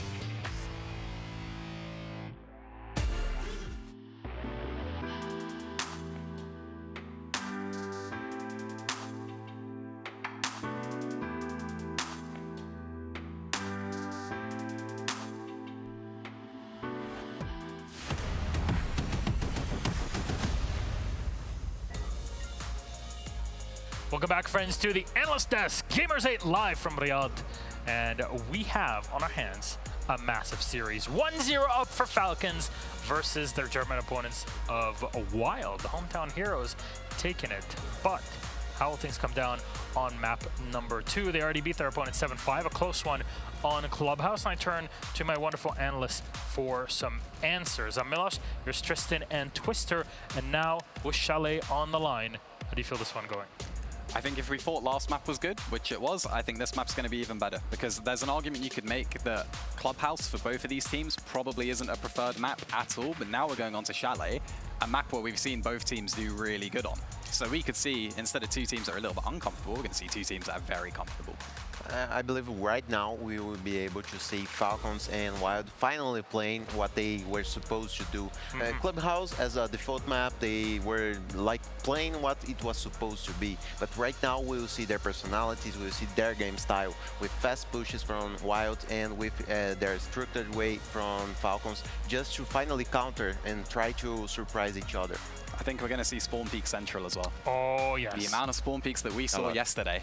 I mean, you know, you're coach for Rogue. Spawn peeking on Chalet. We have the best spawn killer in the world, Leon Gids. Not even Deepak. Not even Deepak, no. Yeah, you know, we're still working on it. Still working on it, unfortunately. The thing that I would like to see, just setup-wise, though, on the defense for Falcons here, is that yesterday we saw situations where they were using multiple C4s per round to make rotates. So yeah, and they still won those rounds, by the way. They still won those rounds. They still won those rounds. It's unconventional and it's a little bit funny, but they still won the rounds because ultimately it doesn't matter too much. But I think the reason I bring it up for against Wild is because if they're going to rush bomb sites, if they're going to send 3-4 people directly into the bomb and you don't have a C4 to deny it, you don't pick a smoke to deny it, then how are you going to stop it? We saw a lot of different compositions from the Falcons game style, so probably they're just using another operator that just for gunfights. Map 3, yes, no? That's all I need. No. No. All right, there it is. Might just be a 2-0. At least that's how the analysts are seeing it. Casters, hello. Can you hear us? Whippet Gibson, can we bring them up on the screen? Because our game is almost ready and we need the casters to be set up and set. There we go, and they look so handsome too. Gentlemen, please, all yours. Thank you, Milosh. And map number 1, Falcons took in a really comprehensive way. This is map 2 of a best of 3, and it's as simple as this. A Falcons win, like what Tristan expects, puts them in the final. Wild need to win Falcons map to take us all the way in this best of 3. All the pressure on Wild right now. Simply put, Wild are the team that you would expect coming into this. A lot of team people, especially watching this, would have seen a little bit more of Wild because it's easier to watch some of the matches inside of GSA. Falcons now, no pressure right now. A, they're a map up, so they got that safety blanket if they want to go to Villa. But Wild, they don't want to go. They need to go to map 3. They need to. They cannot make a mistake here. And we saw what Falcons done to TSM on Chalet. We have a very exciting one, but we also saw, though, what Wild were able to do to Team Liquids on Chalet, where they absolutely picked them apart 7-1. So both these sides have a very good record on this map. Both of them are going to be put to the test, and the first ban, part of that Wild aggressive attack, will be Ying being banned out. No surprise there at all. That's what Wild love to do. They love to play operators like Ying and get in your face on a map like Chalet in particular. They're going to ban away the Nock, and I have a feeling we're going to go through a pretty unusual but makes a lot of sense ban phase. Nock is an operator that the Falcons love to use, so not too shocking that that's going to be removed from play early. Wild would rather not deal with it, especially how annoying it is. Valkyrie, again, not a massive shocker to me, at least. You don't want to deal with that extra information on a map like Chalet. That can be a nightmare. And now the question is, what will Falcons ban away? Drum roll, please. And it will be Kaid, the hatches. So once again, no surprises on the defensive side.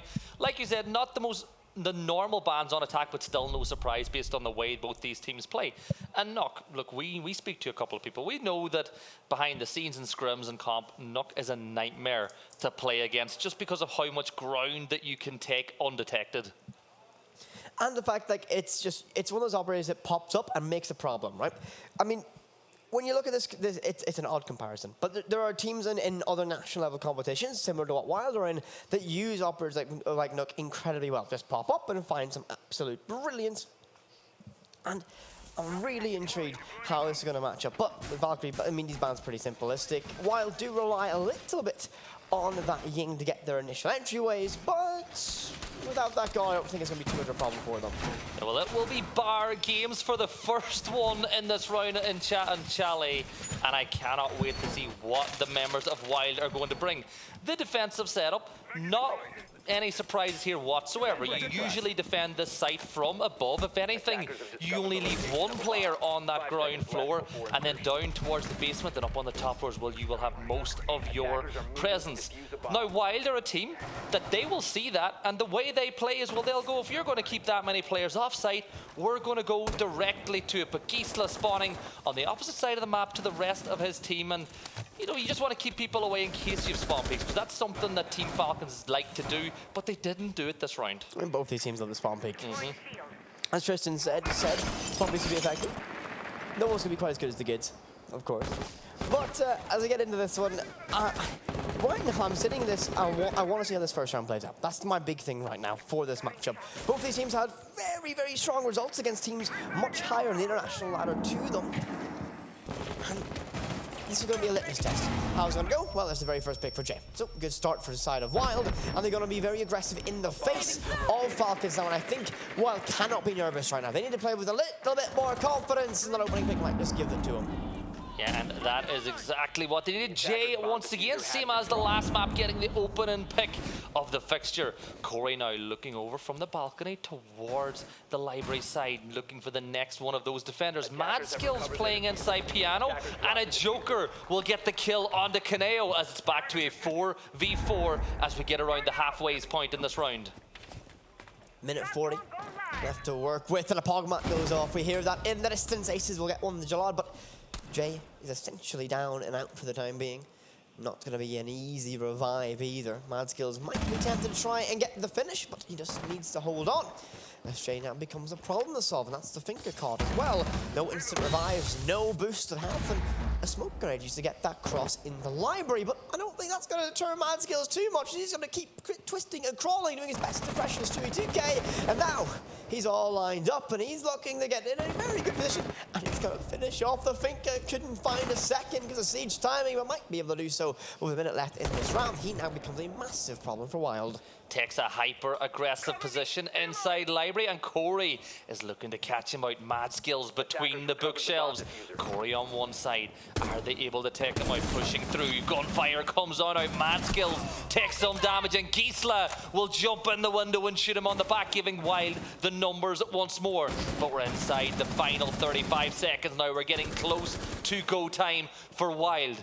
Where will they decide to go? Are we going to see a hatch drop? Because it looks like Aces is thinking about it as things stand. He is the case, but oh kills. This is a vital fight for this round now as he holds blue stairs. Corey in position. Aces wrapping the other side, but he's going to peek the wrong way, so he's not going to be able to assist his team, but he's pushing in through. He gets the kill, but oh kills takes down Corey, and Gisela's putting that diffuser down behind the chassis. Throws that little bit of utility. The C4 blows. Diffuser is down. 43 seconds away from Wild taking the lead. Or will it be less? But no! Oh kills! Gets the kill onto Aces. And it's all down to Gisela. But we've seen this before. Gisela can be hyper elusive. And these 1v1s post plant. Oh kills. Hunting. Gisela's on top of the main stairs. 1 tick. 2 tick. And now here comes the hop, but he comes off it, and Gisela's forced to run down the stairs, and he gets the kill. I was worried for Wild there.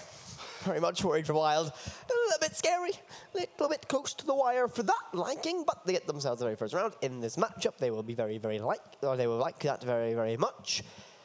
Close though, very, very close, and we saw that.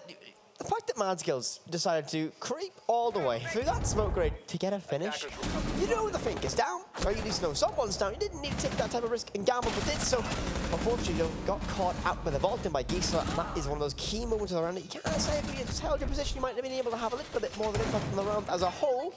But Wild get themselves the very first round here. Can Falcons bounce back, as it will be.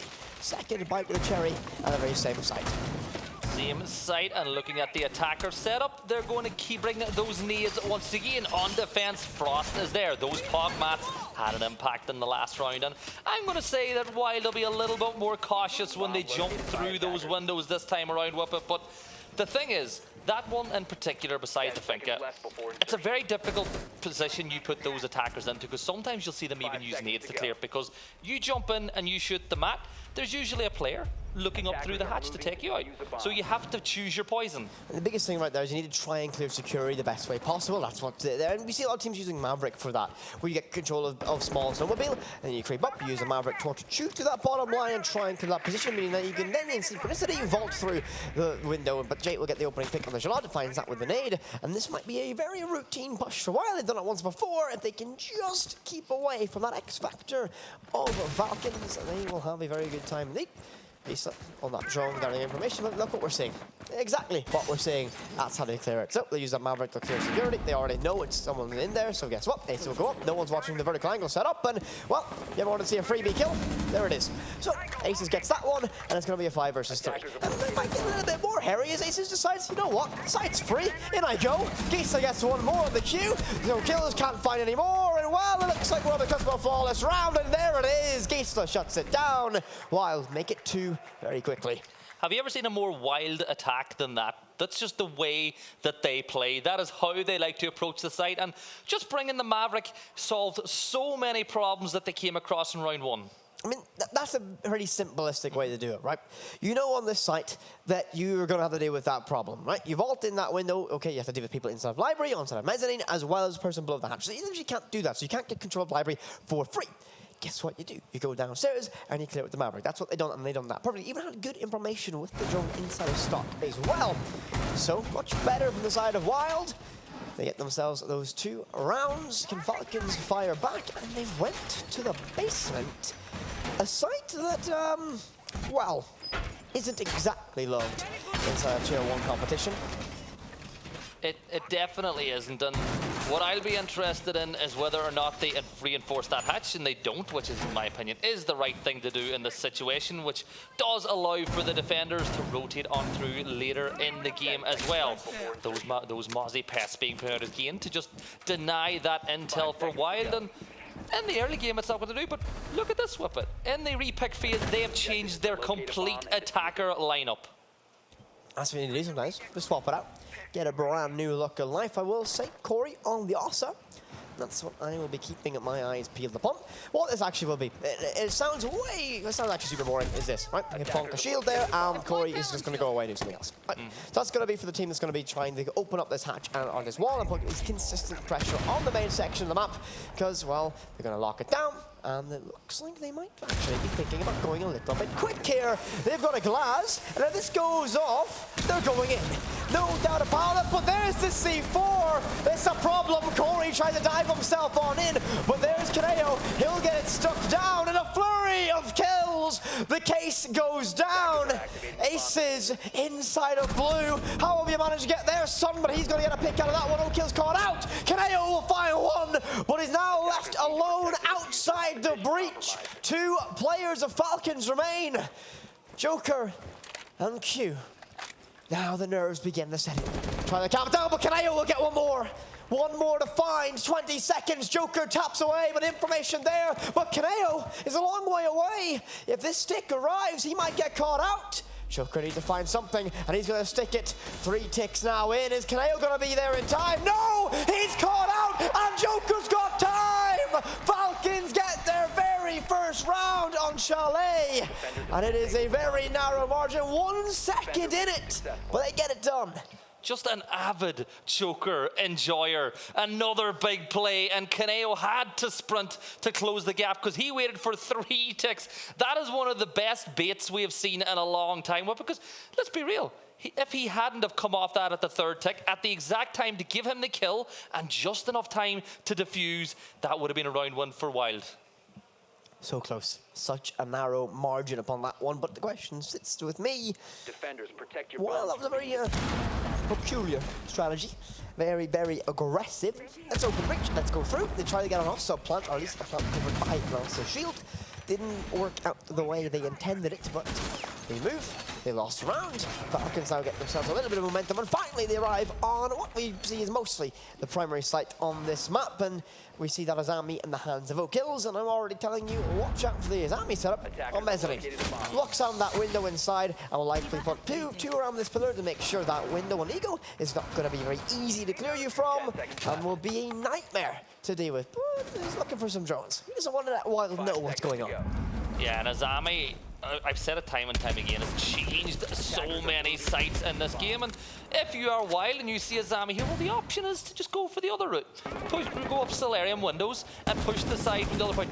Leave that headache for someone else to deal with. Jay will begin opening up all the windows, pre-firing, looking for those spawn peaks, because of course that's what Team Falcons like to do. And Jay has 2 opening kills in this game already. But O'Kills, as you pointed out, is playing in this position and just going to try make it very difficult, but look where Mad Skills is as well, looking up through that hatch in case there's any sort of a push through library. You need to be cautious of that library take. Looks like Chalet's going to get himself in the very first engagement. He'll vault on in, but the go button's being pressed by the hands of Lion. Kaneo takes an absolute mess of damage, but Q's going to be slain by Gisla. 2 minutes left in this round, but looks like Wild have no intention of taking all those 2 minutes. The case already going down the hands of Aces. And this is the Wild we expected in this competition as the case goes down. And now the retake's being triggered from the side of Falcons. What can they do now as the time is now their worst enemy? And the diffuser is down. Can Team Falcons get the kills that they need again in the time frame that they need it to get that diffuser or to get that case done? A nade goes off. Mad Skills will eat a chunk of damage as Jalad will begin moving up those Solarium stairs. Player on the window will force it back. Kaneo, and just like that, 3 kills in the blink of an eye, and Wild now extend that lead. And this is something that they did not have at all in the last map, was a 2-round advantage. Well, so far it's the best they've done in the series. Congratulations to them, and that's the Wild I wanted to see. That's the Wild when I woke up this morning and went, well, this afternoon when I woke up, it was like, you know what? I want to see Wild get aggressive. I want to see them fight, brawl, throw punches, and scrap their way to victory. They now lead 3-1. Much better showing from them. Can they keep the momentum rolling, or will Falcons be, well, themselves and keep scrapping their way out of fighting their way into success? But so far, it looks like Wild have their number on Chalet. Wild are doing a really good job and playing more aggressive than they did in Clubhouse and really trying to beat Falcons, who love to frustrate on defense. They really frustrated TSM yesterday. They want to do the same to Wild, but if Wild push really hard and really fast, it can be very difficult to counter that. Now, as we get ready for that next round to come in, the only site that they've won so far is down in the basement. Do you go back up to the top floor, or do you chance a 3rd attempt at bar games, or do you even switch it up and go to kitchen? You go to kitchen. Simply put, kitchen is the best side out of that option right now for Falcons. Again, it is pretty spread out. It allows you to roam, it allows you to play aggressive, but the caveat is, when Liquid played this against Wild, Wild liked to send an Amaru up the hatch in trophy, get control of trophy very quickly, and they kind of just pushed in with reckless abandon. So it won't be an easy time for Falcons, but they don't opt to go to that site. I think they're going to go repeat Master Ready Rockfest once again. So Wild, will they try the same thing once again, which is very rapid, very aggressive, and very on brand for them? Or will Falcons find a solution to it? Lineup-wise, the addition of the Zami has well fallen away, and no kills back on the Legion must be a very comfortable role for that player. Yeah, now with the Zami gone, the Wild push from the other side. This is what we spoke about last time. Just make all of that effort towards library completely redundant with the Solarium tech. So this time, Falcons do not have that option in place. The attacker repick comes in. So far, 3 changes with Lion, Hibana, and Sledge coming in. So once again, that Lion is so good at stalling out. And whip it. All for 4 of the members of Wild spawning over on that northern side, as it looks like they're going to once again attempt to take control of this map from the Solarium side. I'm not surprised one bit. Not surprised a solar take is in play. Corey might be the player that's tasked with going up on towards that battering balcony, but they're going to try and get their entryway into the solar. That's going to, or in try of trophy. They'll do that for Westman. Mad Skills takes a very early source of damage, source as of right now unknown, but there's the go button pressed. They will go up the West main stairs.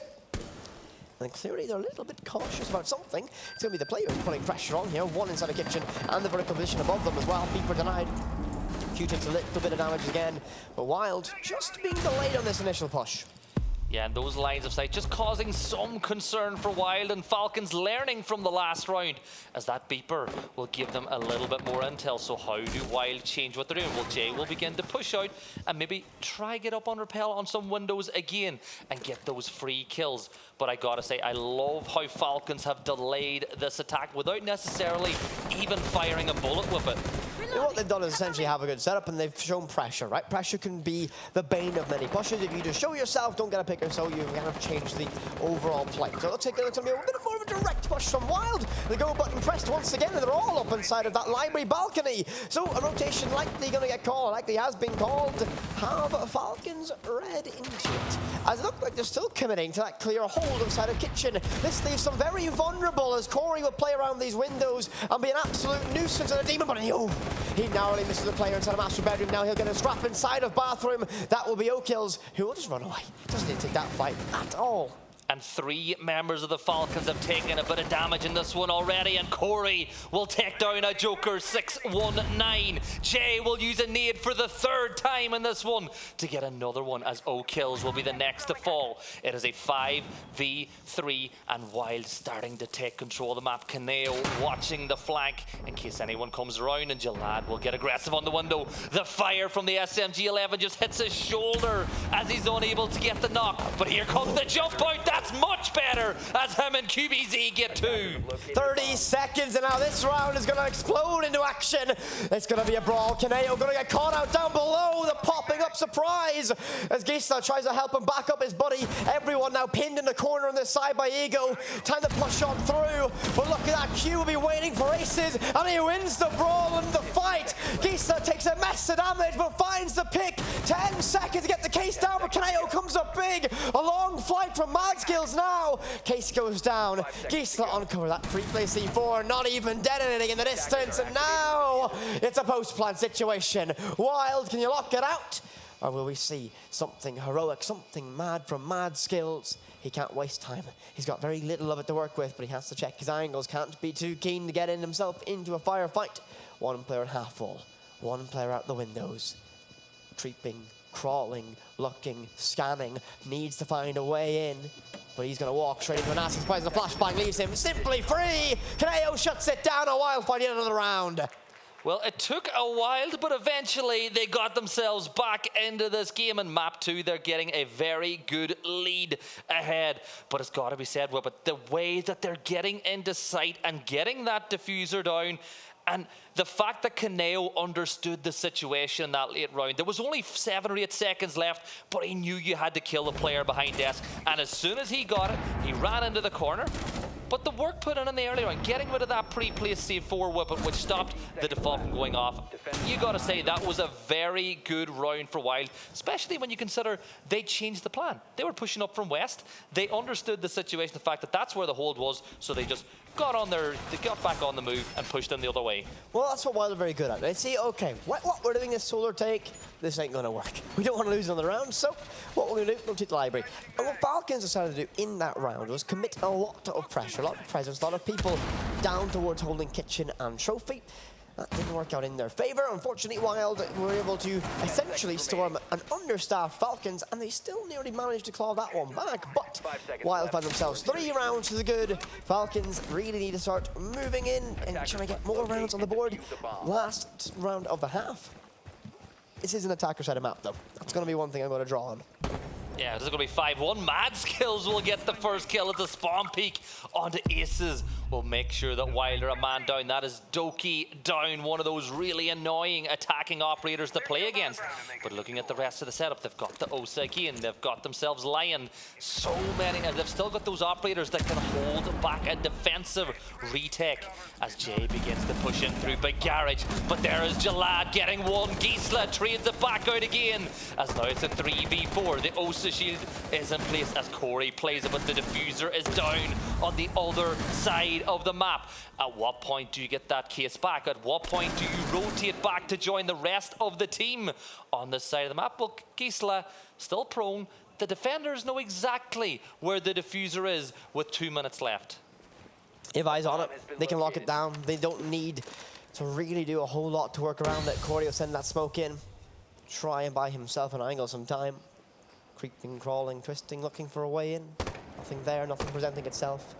Just tapping away. But Falcons still wait. They don't need to push. The time will do all the work they need for it. Will drag WYLDE closer and closer to them. In that case being down, that's a problem that they don't want to solve. And the fact that, look at this, a long rotation all the way around. Gisa doesn't even want to walk in front of that door. That just shows the impression Falcon have led on this team.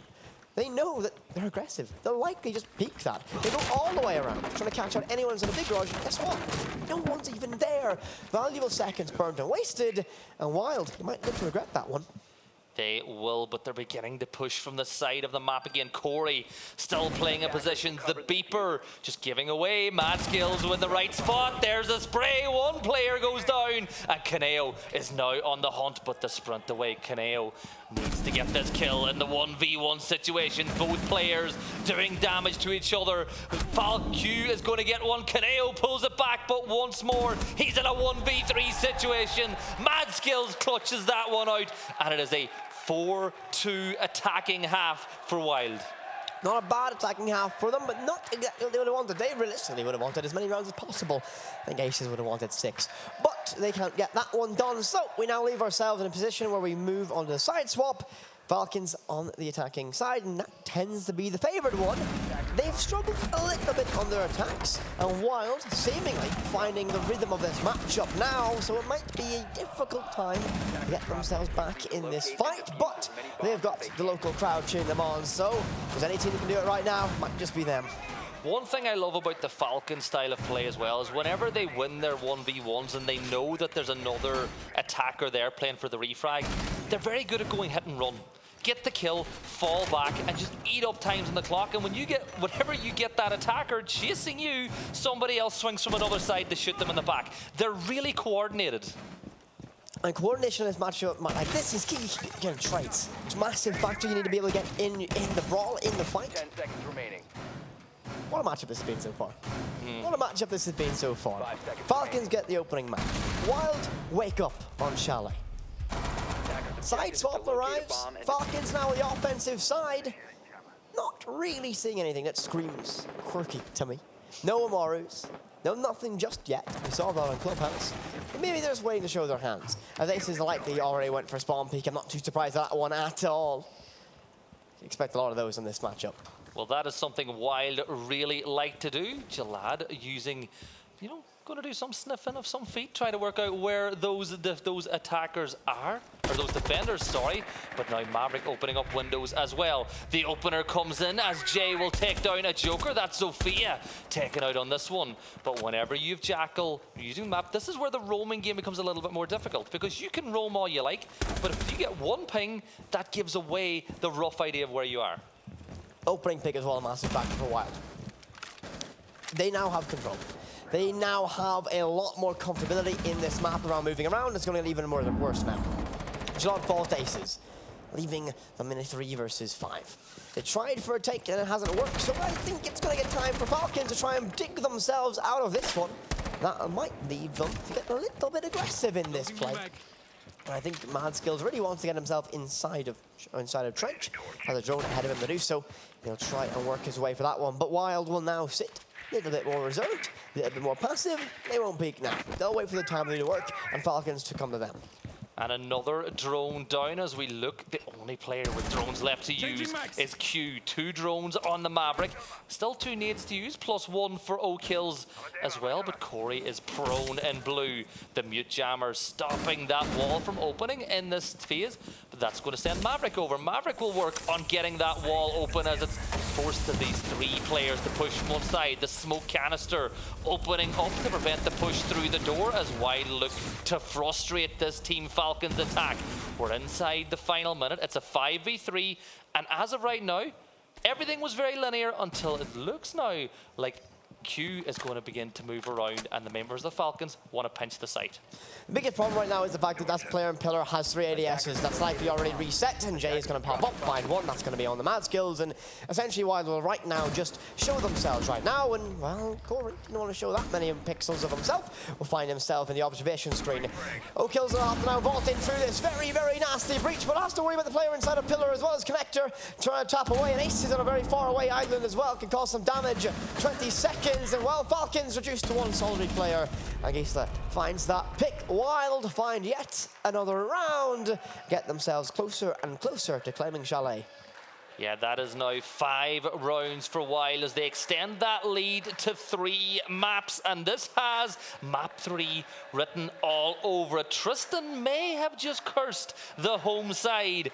And as if we do eventually go towards Villa, it will be a shootout.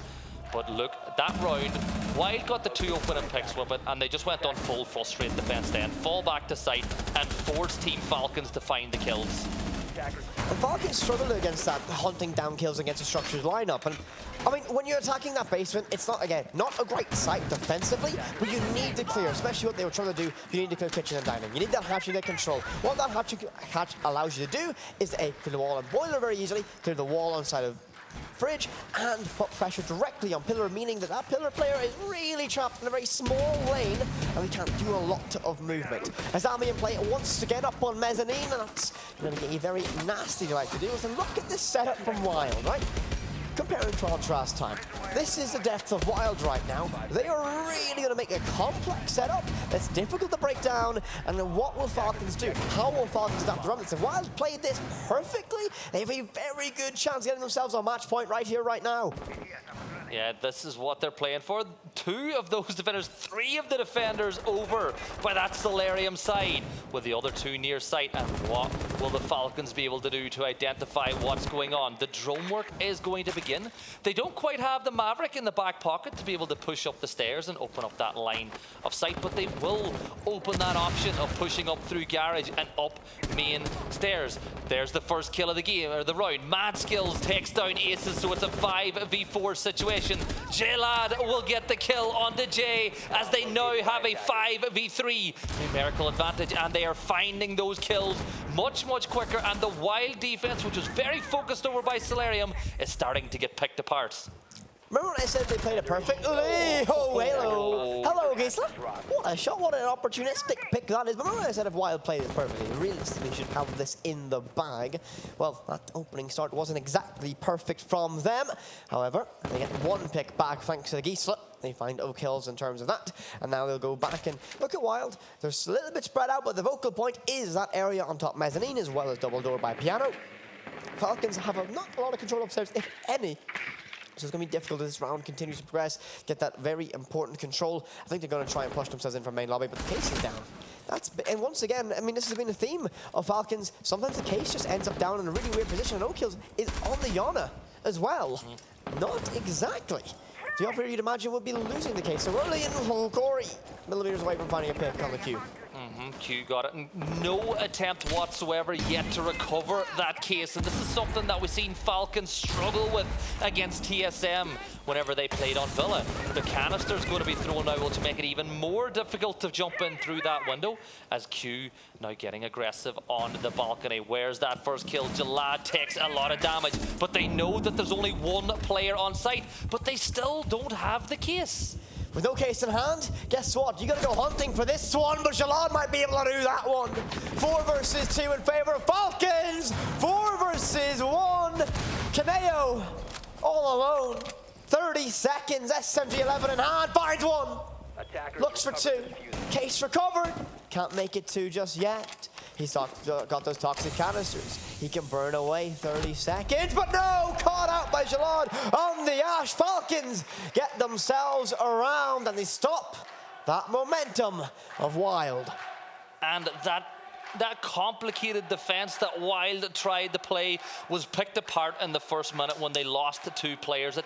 Once you lose vital pieces of that structure, it becomes very hard to work your way back, and they didn't need the case. We were making such a big deal about it being outside, but they backed their guns and they won it. We would talk about this. This is the bounce back factor. They can dig themselves out of awful positions, right? Your case is down outside. You've got 40 seconds and you need to get yourself into this action, into head-to-head. And they just don't. They manage to always find it. When they get an opportunity, when WYLDE peak, guess what? Falcons always find a way in those high pressure moments to get that pick. And you just gotta wonder now, Falcons needed that boost. They needed that little bit of energy. Hit themselves rolling, break the momentum. And look at that attacker re-pick. 3 getting brought out there. Yeah, Ace, Nomad, and Iana brought into play, and I'm interested to see how this one works out. They've got the nades once again, and you know, we were talking backstage for the game. Falcons on nades, I love it. It's either, you know, it's a bit of a roulette. The nade is either going to take out one or two members of the other team, or some of their own. Let's just say Villa against TSM was an interesting display of the use of nades of Falcons. I think it was Joker got a few team kills with that one, but still got the job done. Still got the victory in that series. So heavy lineup in terms of nades this time. Actually, no, scrap that. I misread. Some of my eyes fail me sometimes. My apologies upon that.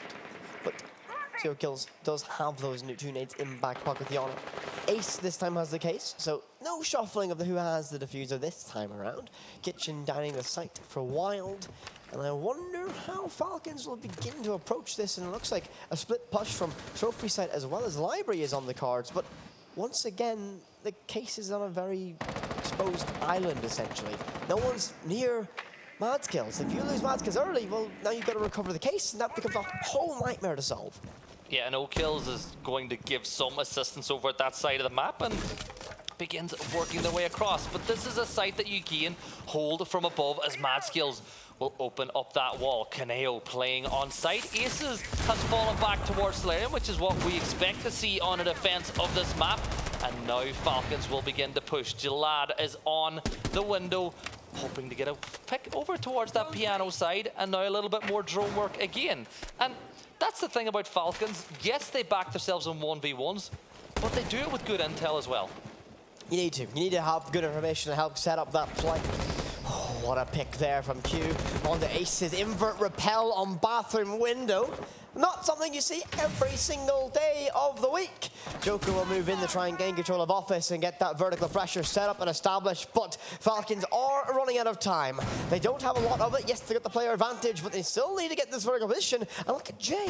He might be able to cause some chaos tucked away, and they've just given Gisla a rotation downstairs, and he's going to go for the run out, but no! They're watching it at this stage of the round. That's so unfortunate for the side of Wild. Corey gets one back at least, but problems continue to arise, but only 45 seconds of Falcons to get this execution rolling. 3v4, and Kaneo is trapped between a rock and a hard place inside Trophy, and he manages to get himself by the drone hole. The feeder exposed if the player decides to go prone, but Kaneo looking, hunting, wants to get that kill. He's going to come under fire though as Q gets that one.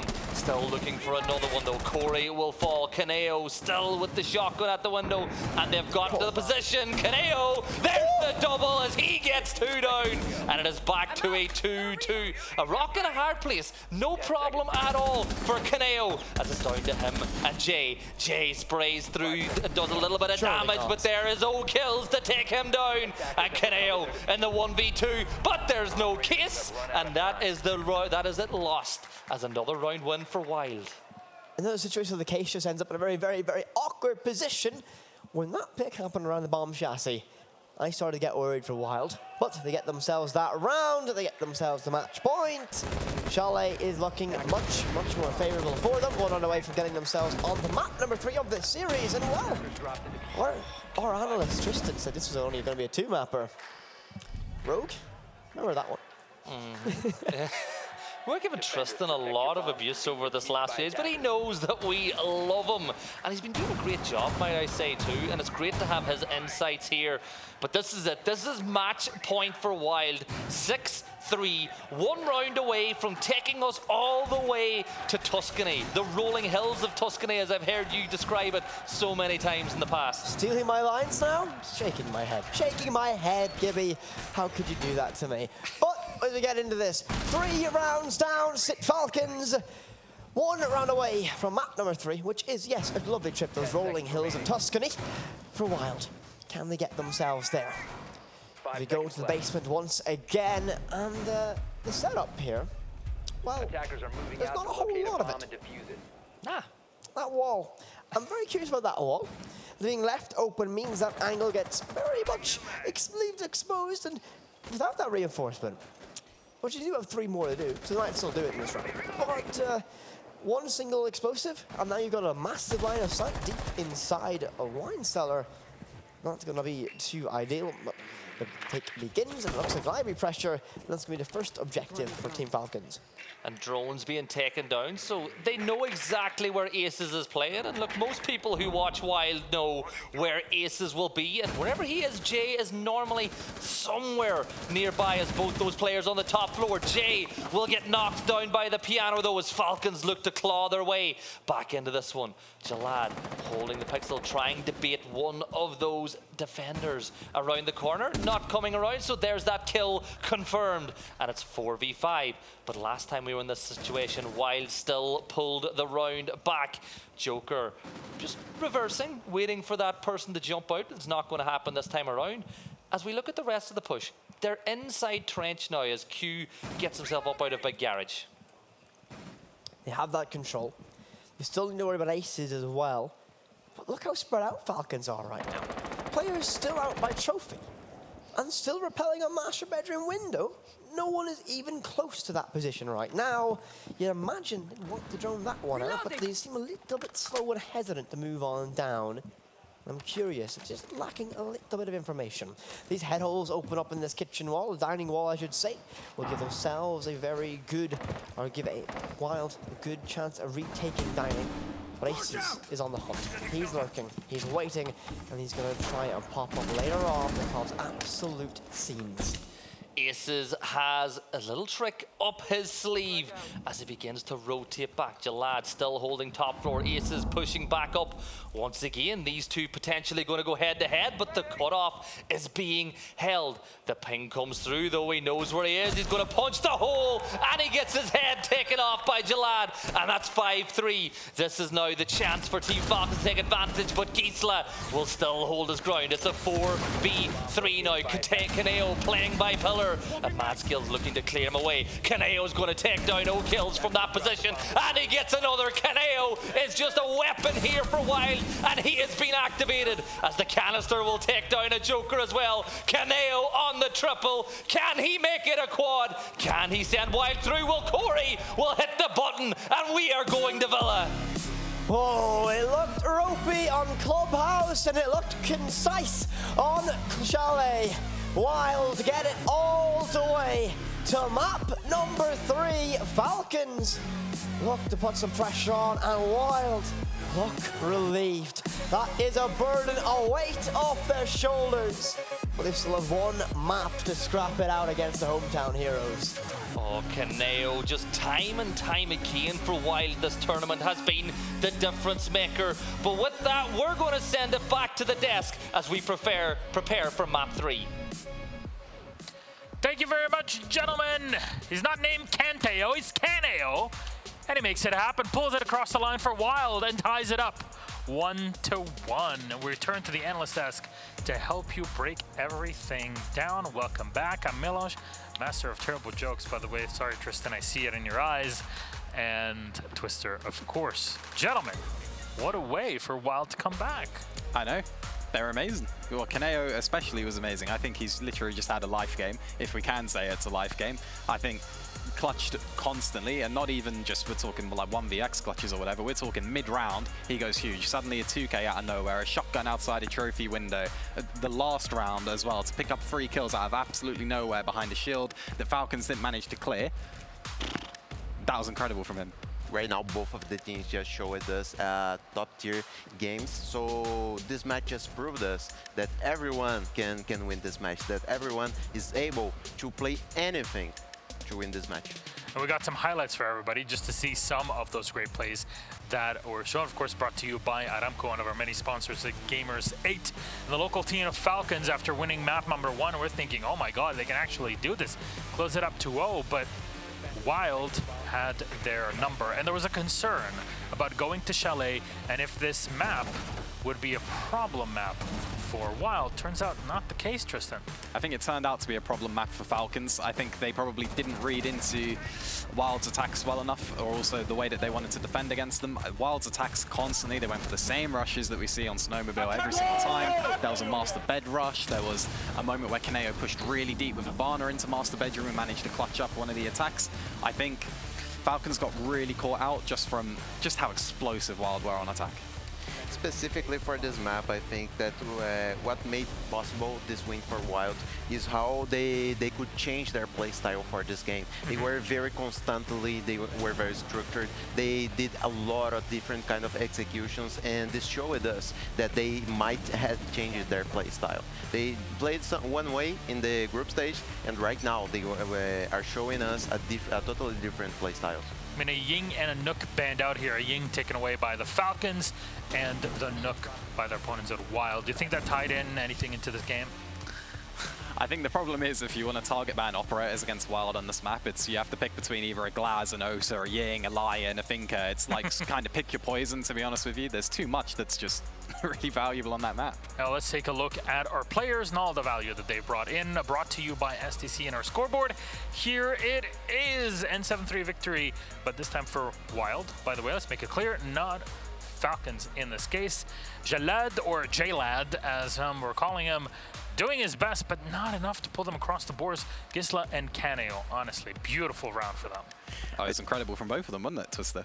I just have to give a shout out to Kaneo. What he played on this map, it was just incredible. He just got 2 kills on this kitchen defense that were absolutely insane out to the window of the trophy, and then just dropped the hatch and secured the round that was very important for the winning of Wild on this last segment. He looked like a seasoned veteran. What we have to remember is that this is just a young gunner he was being talked about beforehand. Like, we thought he was going to be on the Iana and operators like that. He's playing Smoke, he's playing Discipline, he's clutching up rounds. He's not even just using the SMG-11, he was happy to use the shotgun.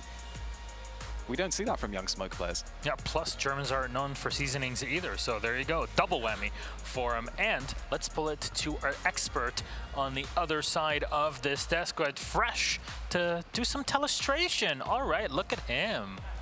Thank you very much, Milosh. I've got a little bit of telestration prepared, and it's about that explosiveness that we talk about with Wild. So I'm going to run the clip here, and you can see Falcons, they've got a whole map set up, and the reason that Wild are so good and so effective with their explosiveness is a 3-2-1 countdown, and they really play for very limited amounts of map control. In this particular example, they just play for the site itself, pushing in. You see the 1 kill coming in there from the bathroom window, and I'm just going to pause it there because that's the cue for literally everybody else from Wild to get in position. So we've got Corey, who's holding down the flank from Solar Stairs.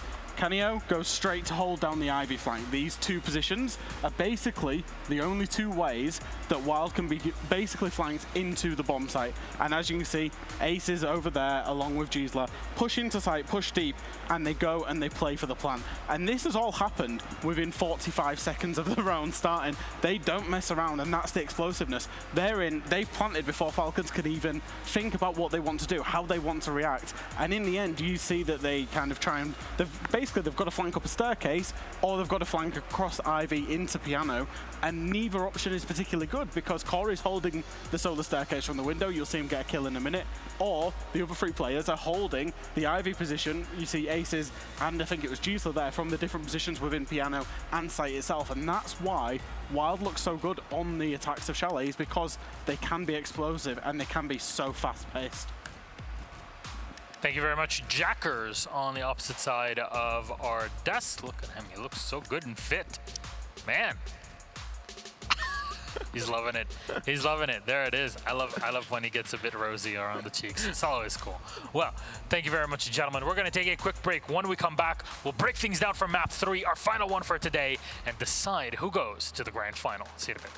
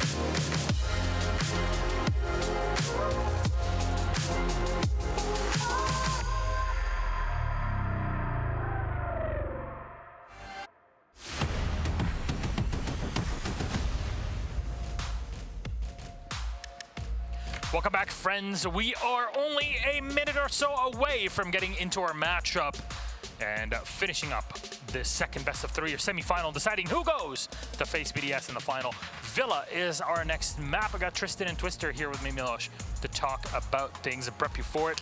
Tristan, expectations for Villa? Expectations, I think WYLDE are going to continue to try and play good structured siege. I think Falcons are going to try and continue to do both. If we see lapses between them, then there's going to be gaps. I want to see Falcons shutting down Kaneo. They need to get rid of his shields. They need to vert nade or whatever it is that they do to get rid of him. They can't let his young player momentum continue to build. I really expect that WYLDE structure their defense and use a lot of resources.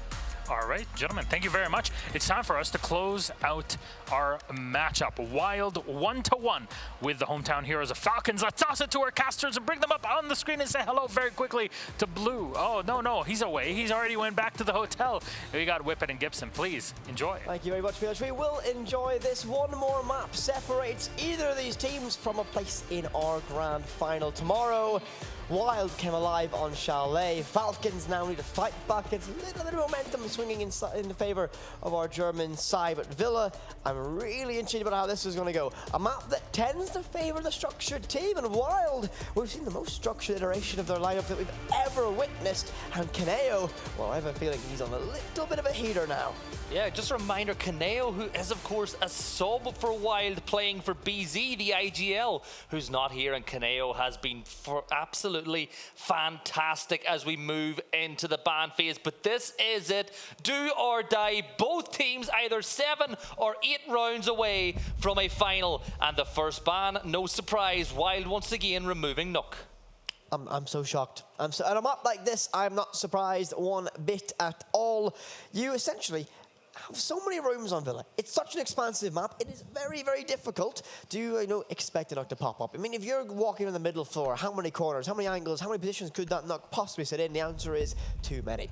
Not even surprised, Ying is next to go as well. We see how often that WYLDE love to use those Candelas to be somewhat of the opening to their explosive executions. So I think a wise choice from Falcons to ban away that off. Would you be surprised if we see Valk and Kaid going again, the exact same 4 bans as last time? I wouldn't, but Falcons are making us wait. Their ban will be no operator. Okay. Great operator that, isn't it? No operator. Has a massive impact on the game. Huge impact is no operator. Yes. And WYLDE does ban away the Valkyrie. Right, so Falcons didn't ban a defensive operator. Okay, you know what? Let's see how this one rolls out. I'm up for it. As we get ready to dive in the Villa, kitchen dining will be our first site of choice between these teams. And any predictions, give me? I think WYLDE are probably going to win this one out because they've got momentum in their favor. And this is a map where we know that they're very good on, having seen them in other, seen them in GSA. And honestly, though, it's not WYLDE by a lot. It's really close. But are you going to double down and have both casters in agreement? Or are you going to just hedge your bets and go for the home side? You put me on the spot here. No, I wanted you to kind of just get straight into the cast, not come back to me with that one. Right. While it's tempting to go with the hometown heroes, I really want this storyline of hometown heroes in a grand final against superstar lineup like BDS. However, I kind of want to see a full EU lineup. I want to see EU undefeated until the final. So I am going to back WYLDE to close this one out, but I will say it won't be easy. I think Falcons will make it a difficult scrap to get to the end. And Jay, well, this is an intention how you wish to continue. And O'Kills is there before sent out, but he goes the wrong way. Doesn't get picked off, and we lose that mutually very early. But WYLDE, I think, showing how they want to open off this matchup. Yeah, Jay playing Capcan and looking at the side of Team Falcons. The usual suspects from the game yesterday are the ones carrying those nades, and we know how Falcons' nades are going to be here on Villa. And one thing's for sure, they normally get a kill when they throw a nade. It's just which side will that kill go? This, of course, a map where the verticality has an impact. Jay's going to be the first player to go down as O-Kills moves to 1 kill. And that's the opener in this round. You've been waiting so long to use that one. You know it. I can see you have it written down. You have that line written. I saw that. Don't even try to act like it wasn't. But yes, the opening pick goes in favor of the Falcons. I am impressed by this opening start from them. But now is the tricky phase of the round. You've now got a drone, Villa. Villa, as I said, is expansive, is huge. There's so many rooms to worry about. You essentially can't drone it all in a timely manner. Joker will send that nade deep to try and give himself an opportunity to vault on in. He'll do so, chasing it. Geisler, though, laying in wait. Still able to find Kaneo, though. The young gunner now slain. 3 members of Wild remain. Falcons, huge amount of control, but look at the site. It's exposed, but Corey and Aces fire a 2-piece. And now it's back to a level playing field. The players going absolutely rogue on this one as Corey and Aces get those kills, and Geisler still locked in that battle. And now is the time for Geisler to fall back. They've got it back to a 3v3 and they move back into kitchen. A Joker 619 hunting it down, and we've still got Q looking for some vertical control. Aces, of course, playing Oryx is able to just move freely from top floor to bottom floor and just keep Falcons attack on their toes. Minute left now. Mads kills in the basement and he'll run into Aces. Second in the round for him and the case is down. Joker will now have to try and scrap and brawl his way. He's going to try and find it. But now with no case in hand, disaster strikes. Corey gets one more. Joker has recovered the case. With 30 seconds left to go against 3. You might have to see a very, very heroic play indeed. He'll vault on it into Momo. Looking for every angle with the Banshee wails. He'll try and claw his way closer and closer, but time is ultimate nemesis, forcing him into a brawl he does not want to take. One nade, the last one in his back pocket, sent out. Spots one player that dives in the laundry. Will he find one pick here? 15 seconds left to go, and no, yes, he does. Oh, no way. I'm starting to believe if he can get this case down, surely he might be on. Banshee destroyed. He'll try and stick this plan with the players all ready to collapse on him now. And he is surely all but dead as we hit 0-0 and the round goes to Wild. And just for a moment, there was some chance there for Falcons when they got the opening 2 kills, but Corey and Aces, as they have done time and time again, not just for Wild, but all through their careers, have been able to pull this one back.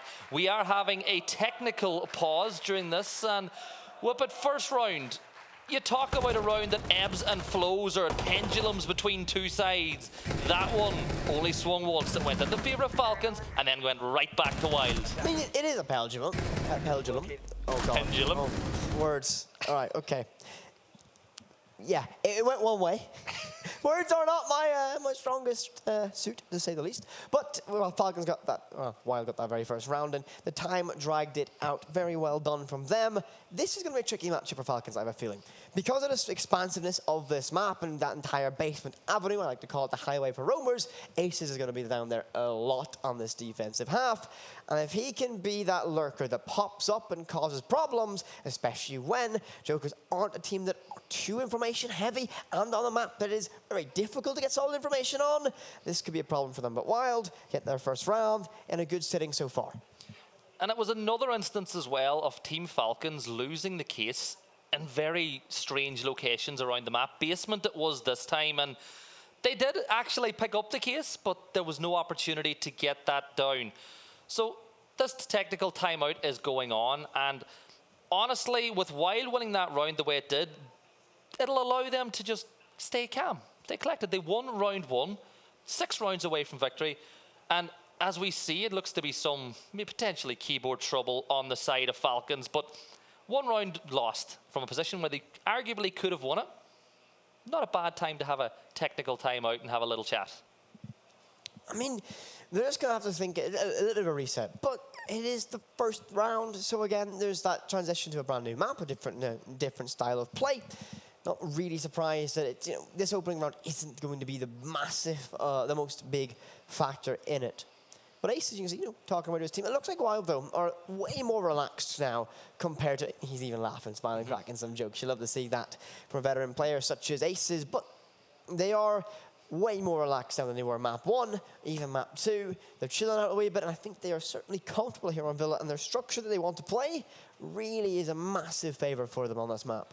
Yeah, another one of those really passionate sides, Wild, that play based on momentum, but they don't necessarily show it the way they react. Once they've sat back in their chairs and they look really calm, you're like, this is dangerous for the other side. You feel like Wild is going to get the win. On the other hand, we've been in the stadium, whenever Falcons have been playing. Some of their players, like Chalet and Joker, they're very passionate and very loud. They get up on their feet, they get the crowd going. And as of right now, over the last 2 maps, they haven't quite been as vocal as they were on map 1. I mean, you got to think this is a difficult position to have it in, right? It's not a flowing matchup or not a dominant matchup like we saw against Falcons TSM. When the Falcons versus TSM was essentially domination from the side of Falcons. They were very strong, and they were confident, they were flowing. WYLDE is testing them. WYLDE is really testing this side, and it's going to be a back and forth matchup between them, however this continues to go. The question is, we're in the 3rd map. Now, they've only played 1 best of 3. This is where experience in these positions begins to matter. Now every round has a significantly higher weight behind it. Corey, Aces, they have been here, done that before. They've been in big matches, big competitions, big tournaments for massive teams. They have that ability, they have that iron nerve to hold out when things get a little bit tense. They definitely do, and they were a massive pickup for WYLDE. They really were. And let's remind the viewers at home what the prize of victory in this map is. You're going to the final to play against BDS, who are undefeated over the course of this tournament. 2 players on them in the running for MVP when you look at Shaiko and Alems, the way that they've been playing. We have probably 3 or 4 players in this engagement that could be going for MVP as well. Kaneo has been fantastic. Corey has been oh so good, and we can't look outside O-Kills and a Joker 619 on the side of Falcons. I mean, that running for MVP is going to be difficult for the entirety of this competition. Kaneo was a good shout for it, though. Again, coming in as a substitute for this competition as well. BZ, the regular mainstay of this roster during their time inside of CL qualifiers and GSA, isn't here today, or isn't here this weekend. And so he's had to step in on short notice and play on the biggest stage of his life. The first time he's played on LAN, and this roster's first time on LAN. It's only a year-old roster as well. And they are doing absolutely fantastic, and I think, you know, if I had a vote in this MVP conversation, I think Kaneo would definitely get mine. I'm the same. I'm going to agree with you on this one. Surprise, surprise, the duo agrees on who the MVP is. But there's still a lot of seeds to be played. We've got this map, and then we've got the best of 5 tomorrow. As it stands, Falcons came out of the traps running. They had a 5-1 half against WYLDE, and on attack, by the way, and they were able to win that round out. But since, you know, the second map, I think, really played out the way WYLDE liked to play it. On attack, it was hyper-aggressive, and they were very decisive when they made a decision. And on defense, they sit back. They play 2 very contrasting styles on attack and defense. They do. I mean, attack and defense tend to be essentially different games. Different games. I mean, we see, you know, teams often even swap roles, right? You might be on entry, you might be on support in the defense. It's a very different style of play because of how the climate works right now, and you have to be able to make that adaptation. WYLDE are very good at it. WYLDE have a lot of structure in the defense and structure on the offensive side, but the way they execute that structure, it looks like a lot of aggression. They're very comfortable taking space and control, and it's why it's such an effective team. Falcons, in this kind of a similar respect, they have different styles. They're very aggressive in your face on the defense. They go for spawn peaks to fight your entryway. But when you go on, then they go on the attack. They struggle with their entryway. They struggle with time sometimes. We witnessed them against TSM on Cafe. One of those rounds on Cafe, they spent 2 minutes out on windows, essentially. Took no interior control at all. But they still won the round because they annoyed TSM. They got picks. TSM fell for it, and they got caught napping by all those players. And that's kind of the story of this. They get themselves into weird positions, but Falcons have the mechanics and wherewithal to get through them. So this is going to be an intriguing matchup. And for the MENA region, they've been absolutely phenomenal. The amount of attention that I think will look that way after this tournament with the people watching it, they've been so good, have Falcons. They've been some of the best teams in the world, orgs that have been around for a long time. And honestly, I'm so impressed because me and you, we came into this tournament, we didn't know a lot about them. Neither, I'm saying, did a lot of the viewers, and they've fallen in love with this team. I mean, the community have fallen in love with Falcons. I mean, there's a flare on the subreddit now. For average enjoyers of a Joker 619, can't blame them at all. MVP of the last, I think MVP of the last map they played on against TSM as well. this is huge for this scene, this region, to get a team up this. And they've beaten MIBR. It was on the B stream, right? Not on the main stage. They beat MIBR 2-0 on one of MIBR's best maps. This is a team that is for real and really capable of taking a fight to massive sites. We've already seen it. Just can they get over WYLDE? WYLDE is that team, that disruptive force in Europe right now. And I'm really, like, part of me, I really want to see Falcons make it. I also really want to see WYLDE make it. Yeah, we do, and there's a reason why. You know, we've followed WYLDE for a long time, but I always love seeing a team from the home region do really well. The crowd getting everybody up and going again while this pause continues. Just look at them. They're passionate. They're loving it. And if you think it's loud on the cast, see when you're sitting in and around them, it is deafening. And I absolutely love it. And you know, it's nice to hear some different chants. You know, we had we throw back to Charlotte. Yes, I mean, listen, NA fans, the chant game's pretty poor. Pretty poor, as we can hear them trying to give some motivation to the side of Falcons while we work through this pause. This is a massive break of tempo, break of momentum, and this sits with WYLDE as well.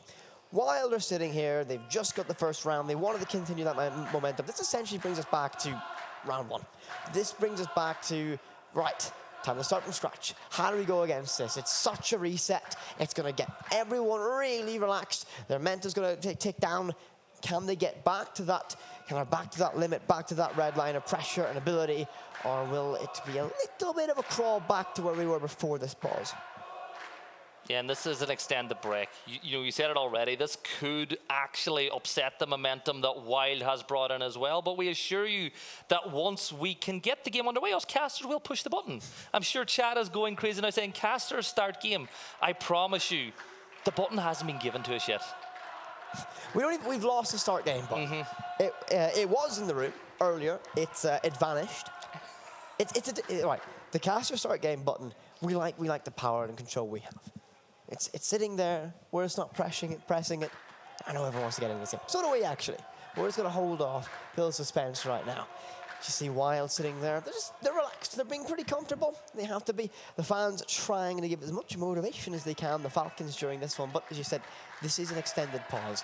This is just a bit of a cool down for these teams. And I love watching this crowd. I love watching this crowd get behind their hometown heroes. I do.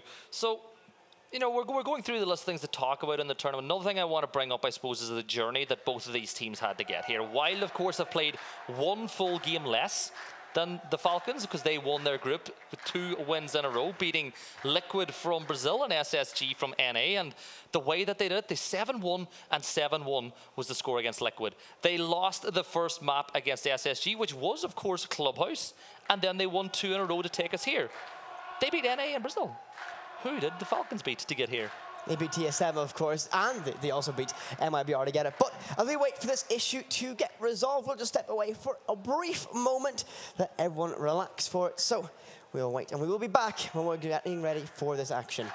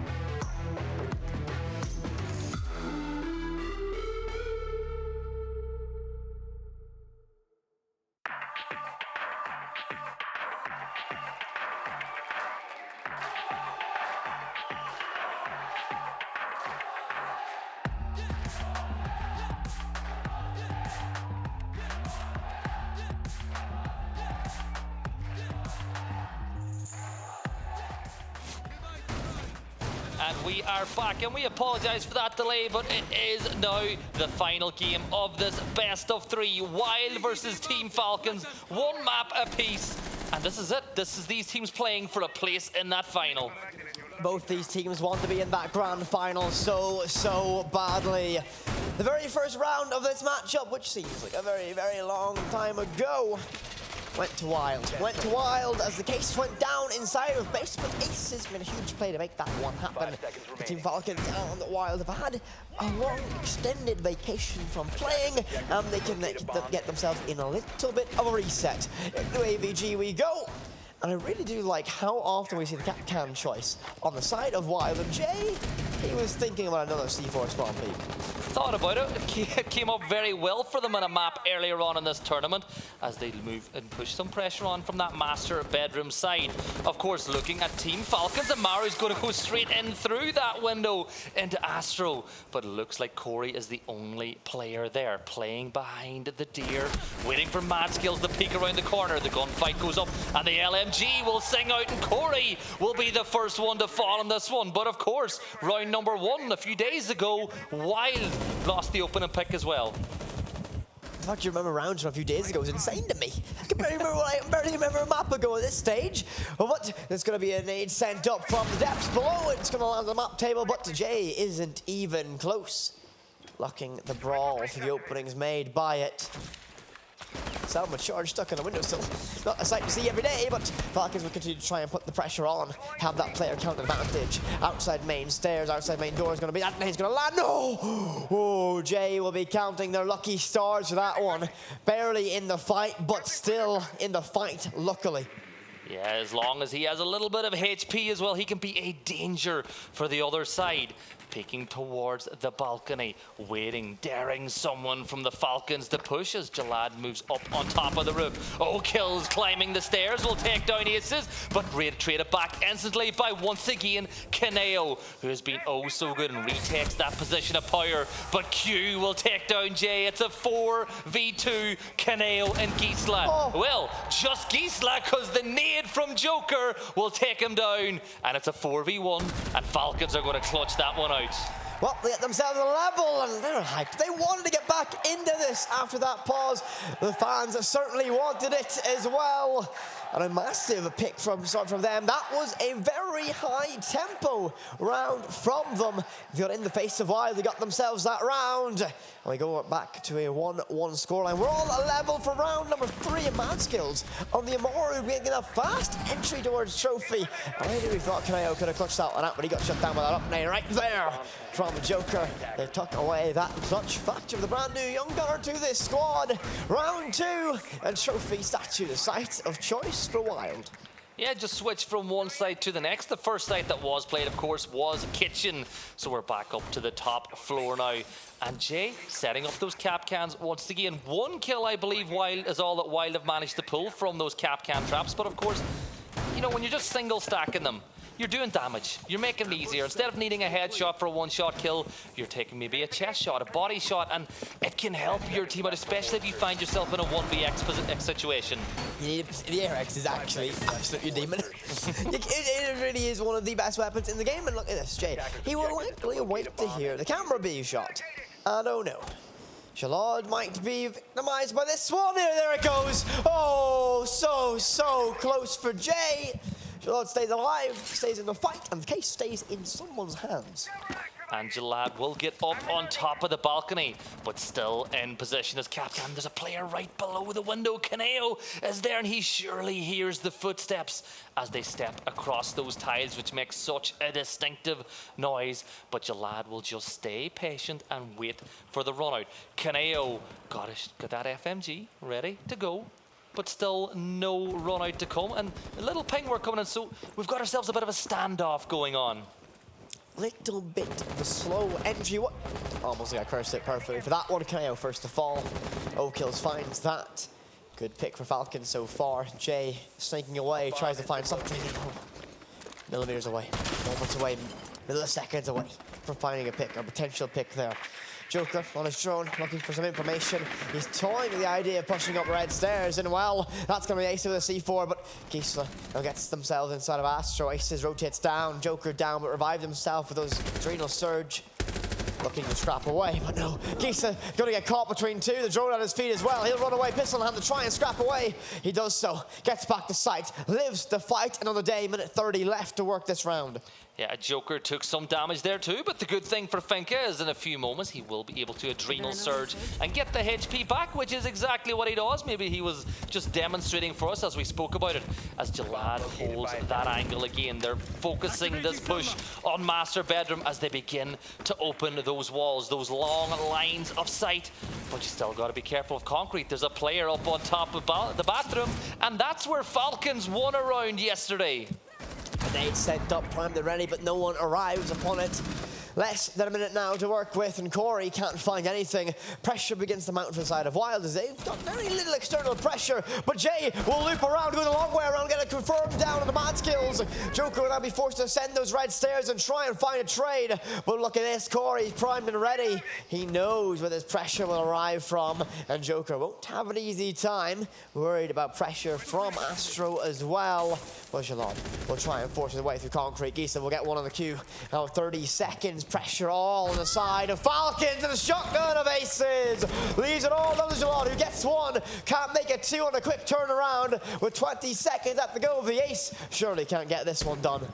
He is in a 1v3 situation. Jay, Corey and Aces up against Jalad for the round win, with Wide looking to take the lead in this one. Case in hand, 5 seconds left, 4-3, swing comes out, time's against them, as are the guns of Wild, as Jay take a 2-1 lead. That's what Wild needed.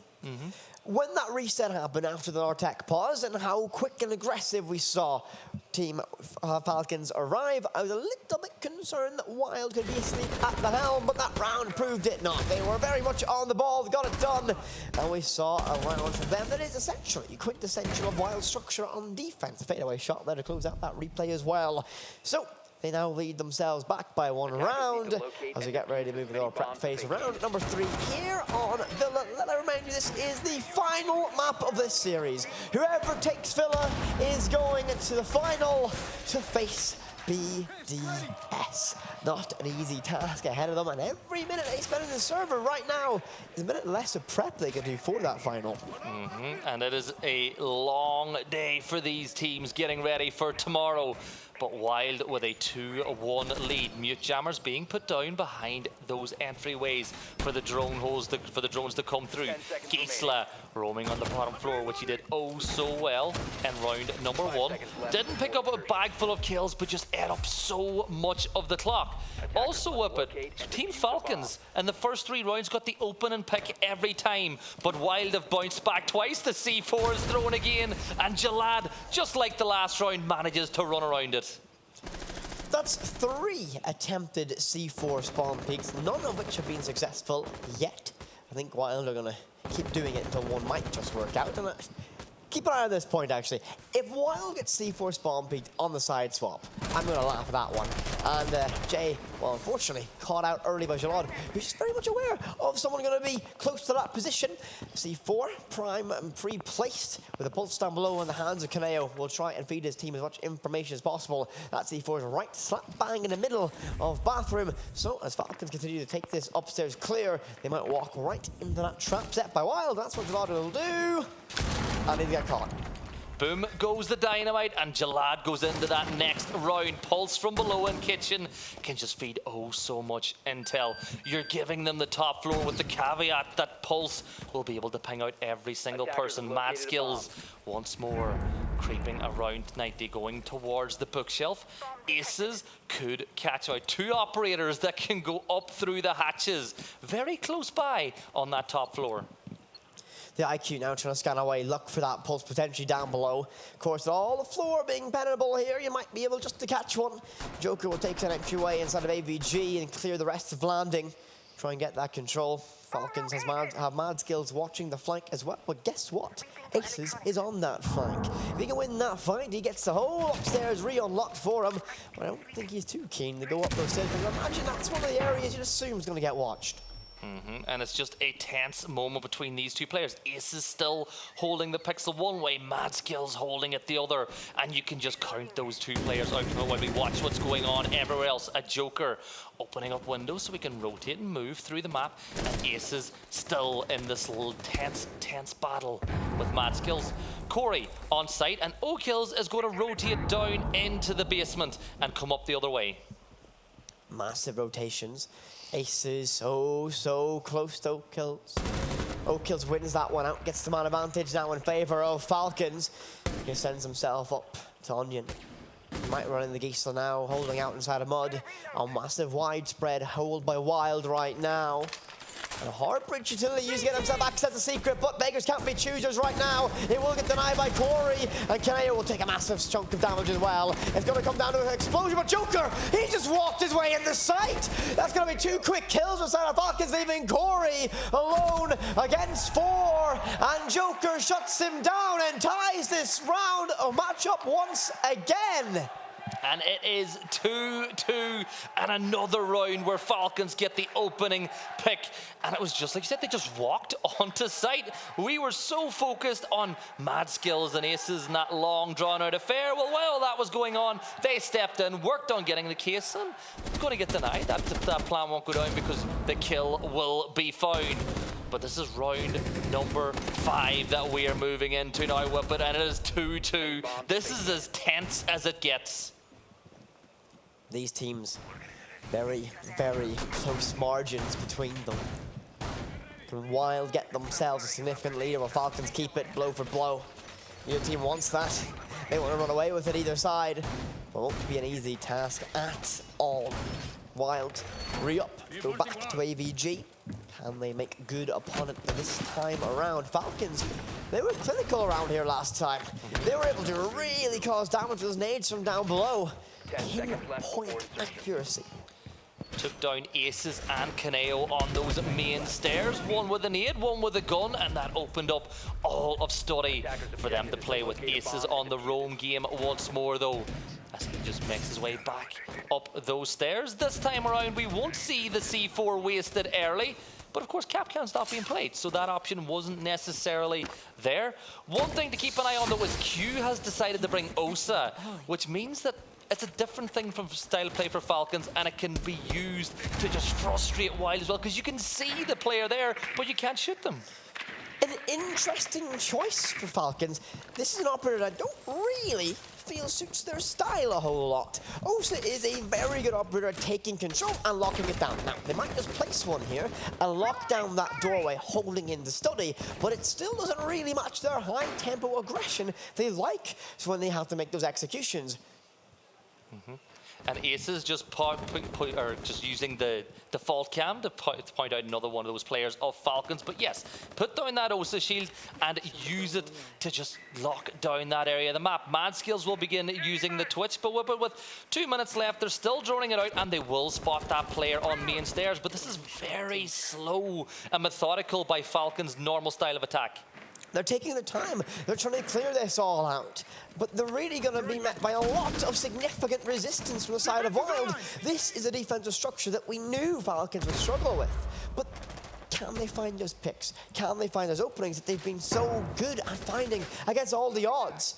I wouldn't even peek them if I was on the side of Wild right now, as you really just have to let the time do all the talking for them. Mad Skills, though, he's creeped all the way up, deep inside of Study, and he'll sit, and he'll wait, and a single player of Wild reveals himself. Well, he's going to send them to the observation screen. And the barbed wire getting taken away will give even more audio away to Gisela, but Mad Skills has taken so much control. He's pushed into maps, and he's going to be erupting into flames, but he's still in sight, and that is going to cause a conundrum now for Wild, as they need to take him out, but the nade from below will take down Kaneo. And all of a sudden, Mad Skills drops back out of sight and into Study. He didn't want to be the Lone Ranger for too long, and another one of those canisters is going to blow. And there will be Aces pulling one back. Jalad will get one as well. Corey is taken down this time. O'Kills takes down Aces, but Gisela pulls one back. Falcons pushing hard, pushing strong. Joker will take down Jay, and it's all down to Gisela. in 1 versus 3, and low HP shut down by the ARX, and Falcons now lead for the very first time here on Villa, and they're feeling it. They're feeling the energy. They want to punch themselves to take it to a grand final tomorrow versus BDS. And so far, they're putting up a fantastic fight against WYLDE. Can they get over the line? We're still only 1 round separated, however, but WYLDE, you can't let Falcons get momentum, you can't let them run away. Well, I know that you're a man who likes particular stats, and one of the ones you like is talking about how much getting the opening pick enables you to go on and win the round. Your chances of victory increase significantly, and every single round in this game on attack, Falcons have been the one to get that opener. When you find that opening pick, it gives you such an advantage, and particularly on the defensive side as well. When you get the pick on the defensive side, you tend to get like a 60% boost to your win rate, so it's a very advantageous thing to have. Can WYLDE find that opening pick here on their defensive side? They've not got very many defensive rounds left at all. This is actually the last one.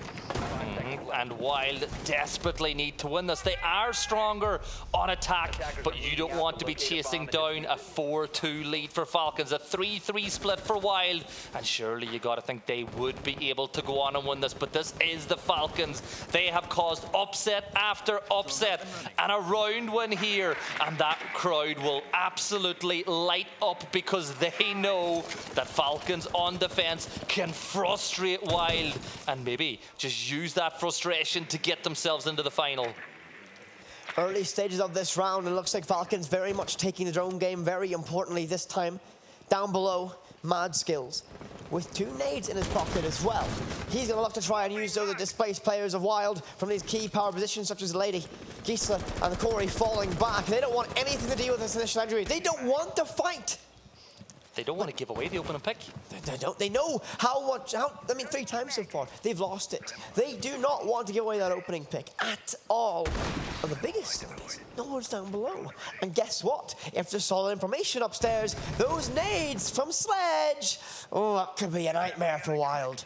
And you know that Falcons love to use them. The drone going in, clearing out Closet to enter through that side of the map. Corey holding a very tight pixel in with that DMR, which is such a good weapon to have, holding those long angles. But Joker is already up to Zombie, looking towards. Here is the nade being prepped. Corey just about gets away with his life, and he'll fall again. Joker right up though. He is going to get the kill onto Corey, as once again Falcons get the opener, but there's Kaneo to pull it back.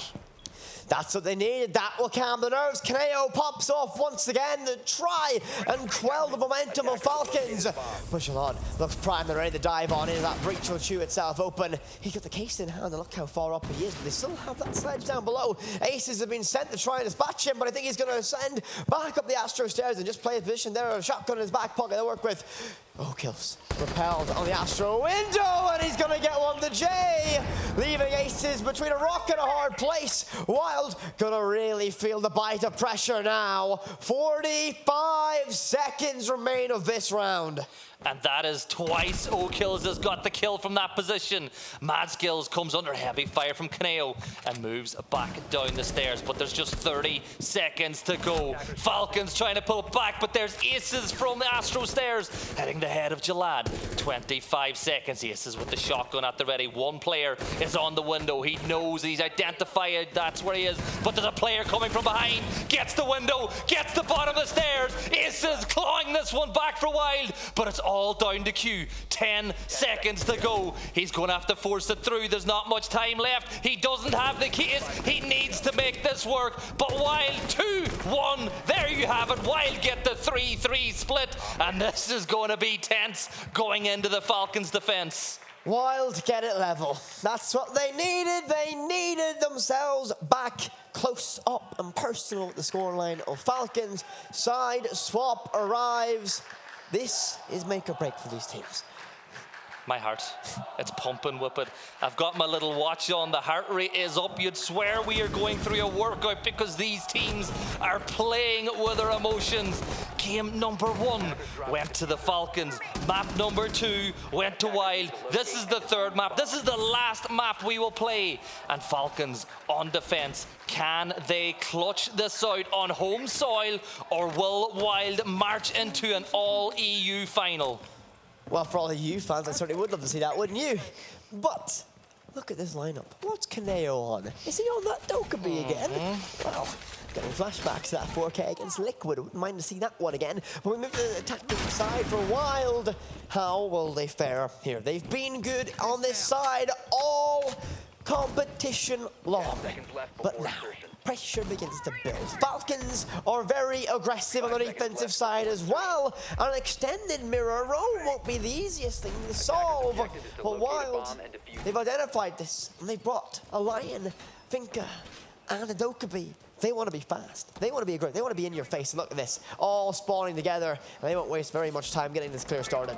Straight up onto the balcony. 6 nades to play with as well. Lion has actually been so useful this tournament as Aces begins the push through. There is the EDE just ringing out, just pausing those defenders in place, and that buys time for Wild to push up through the stairs. Corey on the window holding the line of sight, but Wild, they're pushing on the other side of the map, but they are very fast about it. Kills though gets the opener onto Corey from that mirror window. Now the information's being passed through. Do Wild retreat and fall back? Well, Kills will take down Aces, and the player goes below for the nade, and there's the nade, catches Kills from Falcons, but still it's a 4v3 and another round opener for Falcons. That's what they needed. Falcons needed that one. 4-3. They're in a great position. They've shut down Corey and Aces, the 2 most experienced members of this roster, and they've lost the Finka and Lion combination, meaning that a E1D drone and the rest of those adrenal surges no longer available for either of these players to use. An aid sent in towards 90, nothing connects, no one's there. And for the side of Wild, time to start getting control, but they don't know about Mad Skills, and he knows about them. The yellow ping is there, and that C4 could be huge, and it gets 2! Wild down to 1 player, and it's Gisla all alone against 4. Falcons in control of this round, and I don't think, for as good as Gisla is, they can claw this back. Well, divide and conquer, isolate all the members of Falcons. Maybe try to catch them out. 1 player on the hunt. Gisla uses the nade and gets 1 back, making it a 1v3.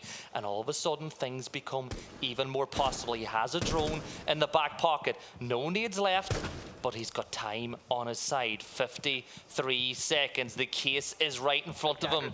And whip it when you've got this much time. You want to use it. Don't force yourself into a position where you're taking on these gunfights too early. You can't. You can't rush into it, but when time becomes a little bit of a pressure point, you might need to make those risks. 30 seconds left to work with. Everything getting a little bit tense. Every one of these players knows a single mistake could be a massive disaster. He gives himself a direct line of sight. No one's behind bar, but it doesn't matter. Mad Skills finds him.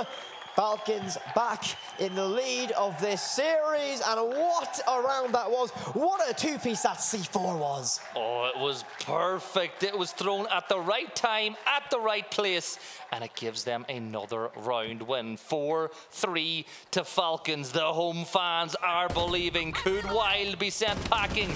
And on the way home, well, they've got 2 players to thank. Kills and Mad Skills. Both of them getting 2 apiece and just taking apart Wild. Maybe I might change my prediction. Ooh. Not yet, though. I might wait till the 11th hour to do that, but Falcons seemingly in their element here on Villa, especially in the defense after that round. They look comfortable here. For Wild to find an answer. It will be a different time. And that mirror window that they ran into, by the way. They did not know. Wild simply did not know that was there. They ran up those Astro stairs thinking, there's not going to be a mirror window there. Surely. Well, we see that in ranked, maybe. Not out here.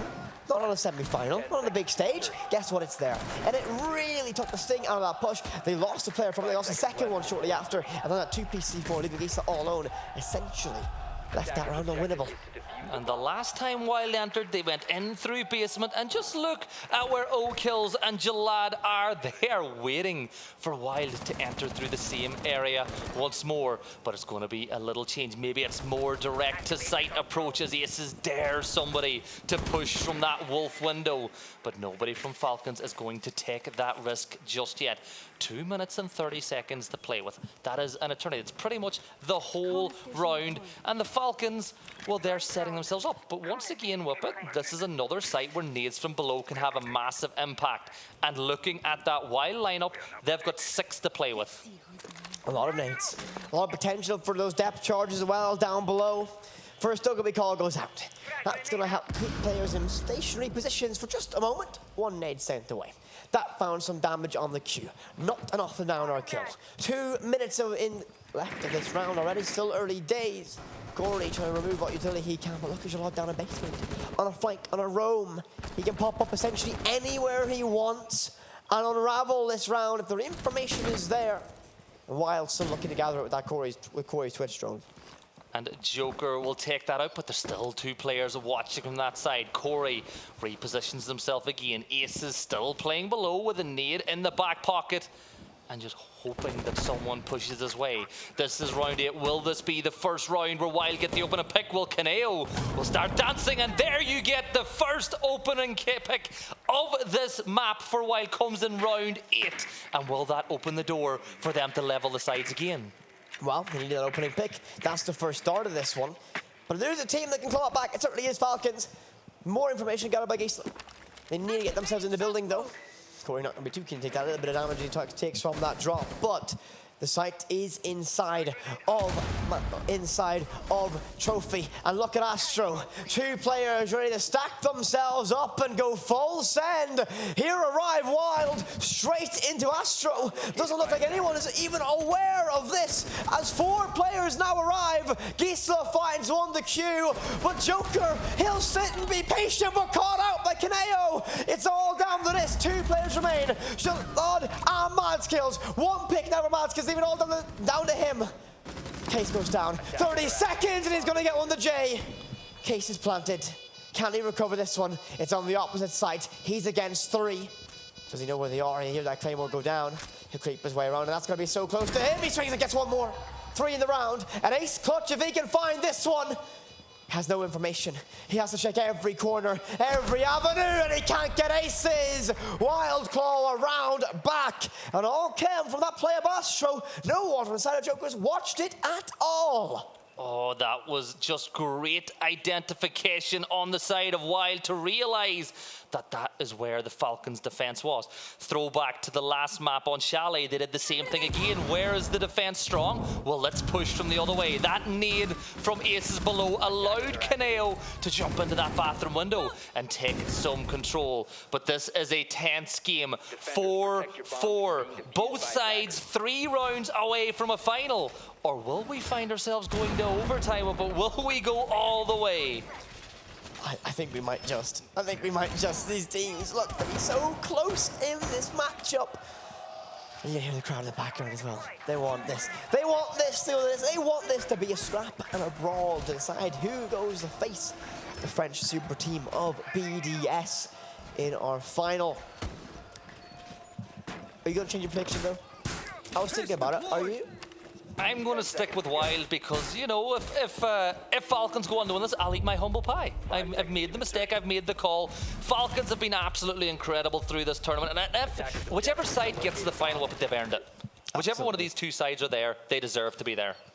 Both these teams have made an absolutely fantastic run through this event so far.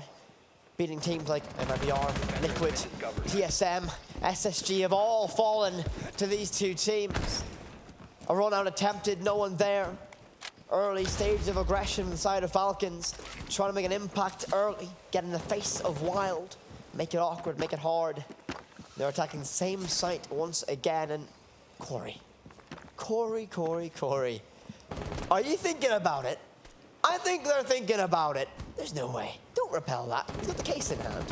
So he might just try and catch someone from that position. He's even a little bit of a wiggle saying, yeah, that's my intention. There's a devil on one shoulder saying do it. There's a devil on the other saying don't. Part of me wants Corey to go down that little rappel, but we'll have to wait and see. They're going to continue doing their work though, finding out where the defense is strong. Kaneo will rotate back, so it looks like they're going to just completely change things up. And Aces and Kaneo, well, are they going to consider pushing up the main side and starting to take control of the map? Well, yes, Wild have made the decision. They've changed their mind, but they've left Corey back on Wolf window to see what the defenders are going to do. Are they going to go chase it? Look at every single member of Falcons. They're nowhere near this primary push. So essentially Wild, let's do an opposite clear. They've got massive amounts of control and some early damage done on the Joker in the hands of Corey. Minute 20 left in this round, and here arrive Wild on the doorstep already, and in walks Aces. Gets the opening pick. Chalet will get one of his own. 5 versus 3, and Wild have decided it's time to go. It's time to rumble. Jalad will get one, but can't do it. Aces will find 3. He's going to get close and brawl, but he finds a 4K, and Wild get the round, and they're back in the lead. That is just, they did the exact opposite they did last time. You know, they pushed up through bathroom last time. This time they push up from the other side of the map, and both times had the same result. And I see Kaneo getting SMG 12 kills again. Is there anybody in this tournament better on the SMG 12? Is there anyone in Europe better on the SMG 12 than Kaneo? I'll think about that one. Anyone better than Kaneo on SMG 12? Ooh, that's a hard one. No, I don't think so. I think he might just be the GOAT. He might just be the GOAT. After that liquid 4K, I think he is absolutely goated in that position with that weapon. But Wild found himself in the lead. 5-4, our scoreline. I've heard players describe the SMG-12 as a door opener, but on the side of Wild, Kaneo just uses it as a head opener as he just cracks them and gives Wild a chance. They are in the lead. They are one map away from match point, series point. Falcons desperately want to clear this one back, and the site of this defense will be ABG. 10 seconds to insertion. The most default site that we have on this map, it's been around, well, it's been the meta since we saw this map's introduction into the competitive pool. Once again, mirror roam extension brought out from the side of Falcons. They will be using that to try and deny pressure from the side of Astro, but I have a feeling Wild don't want to clear. I think they're going to go for at most a half clear and try and execute directly on the study. Aces, after that quad kill, you know what? He's going to be feeling it, and he wants to get right back in the faces of Falcons. That mirror window might just stop him from doing so. 14-4, by the way. Aces is having a game and a half, but Jalad will get the opener onto Aces, so he will not add to that tally. But still, Wild are in position. The phone calls will come out, giving away the position. They want to remove Jalad, but they can't, because Jalad will take down Jay. That's 2 for him in the early stages of this round, as Team Falcons have a 5-3 lead. And look at the players they've taken down. Aces and Jay. Jay just hasn't got going in this map at all. Jay has struggled in this map, and well, look at that, Mad Skills finds one more. We're going all the way to round 12. I already feel it, that round 12 is calling us, perhaps even overtime. Kaneo vaults in, and oh no! 3 in the round for Jalad. And well, as his phone rings in his pocket, he will go hunting inside of Art. And I think it's all but over at this stage now. Gisla, last alive. Let's try and wait, and what a peak there. Flawless round for Falcons. And that ties us up back to 5-5. What a reply after 2 devastating rounds from Wild on attack. It is 5-5. This game has been an absolute, I'm going to say a barn burner so far. It really has. You couldn't resist. You simply couldn't resist saying the Castro word. Okay, fair enough. We get in this one, but Jalad, massive individual performance there, essentially saying, Wild, you're not coming in this middle store. Nope, nope, I own it. No entry for you, tying us up 5 rounds apiece. Meaning, at minimum, we need 12 rounds to separate these sides. Overtime looking more and more likely between these two. As we will see how we go now, as we go back to Trophy and Statue, and the mirror extended roam presence, a theme for the side of Falcons, as they'll set that up inside of AVG. And it will not surprise me if Wild see that and decide to push through the other way. And it's not been a case of them playing this map on all 3 floors. They have just identified where Falcons are weak, and that's where they have pushed from. They're going to use attacker repick. They've brought in Finka, they've brought in Twitch, they've brought in Iana. and Kaneo will continue to use Dokkaebi. But you pointed it out, that Mira can be an issue because there's always the question with it, is there someone behind the Mira? Is there not? It's just something that the attackers need to work out, and it's something that can cause just a little bit of hesitancy on a push. That mirror window's popped now inside of Astro. Not the primary push of this one, but I think Wild will still want to take this very, very direct. They can essentially push Master Bedroom. The mirror window's now been cleared. There's some early damage done. Sources yet unknown. Chalet down below on an absolute rampage. A heater now. There's Army Center. Unlucky, I guess. You can't. It doesn't quite work on a mirror window like that one, but it can be sent straight to that window ledge and give himself an extra little bit of cover now. He tries to mold the map to his liking so he can be a little bit more comfortable around that Astro window. But Wild will play it patiently. They need this opening pick to get things rolling the way they want. Can they take a 6th round and guarantee at the minimum overtime for their sides? Because that's what 1 round win for either of these sides does. It guarantees at the bare minimum we are going to overtime. All the Wild players are just getting on position inside this Master Bedroom balcony. Aces begins to move. He's going to drop below where Jalad and Mad Skills are ready and waiting. Aces is going to go all the way down to the basement.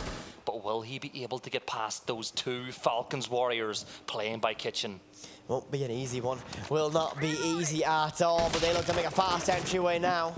Still cautious of someone down in the basement. They just don't have solid information right now. As time drains away, pressure begins to sit on the shoulders of Wild. They'll try and make an impact now, crawling up inside of Onion. Will look to make a push now inside of Astro, and they're going to do it fast on the stairs. Are you ready, Aces? Kaneo gets one. Corey finds it, and this is going to be an explosion from Wild. But they've been met by Banshee soaring, and there's the flank. He's going to cause so much damage. It looked like Falcons are here for a rampage, leaving Wild with only 2 survivors. Jay and Aces. Mad Skills is low and Aces is going to get a double as he takes down Jalad and Mad Skills. This is a 2v2 now. Aces can just pause and relax. You've got 40 seconds, but Joker is holding that deadly pixel through the busted open mirror window. Aces needs help from Jay as Jay vaults in bathroom window now. Aces in position as well, but Joker could catch him out. He's waiting for that hairline to be revealed. He sprays around the corner and he's going to get one, but he's going to get downed. It's a 1v1. This is a moment now. Ace is one of the most experienced players on this roster. All the pressure upon his shoulders. He'll get to confirm a quad kill needed to clutch this round.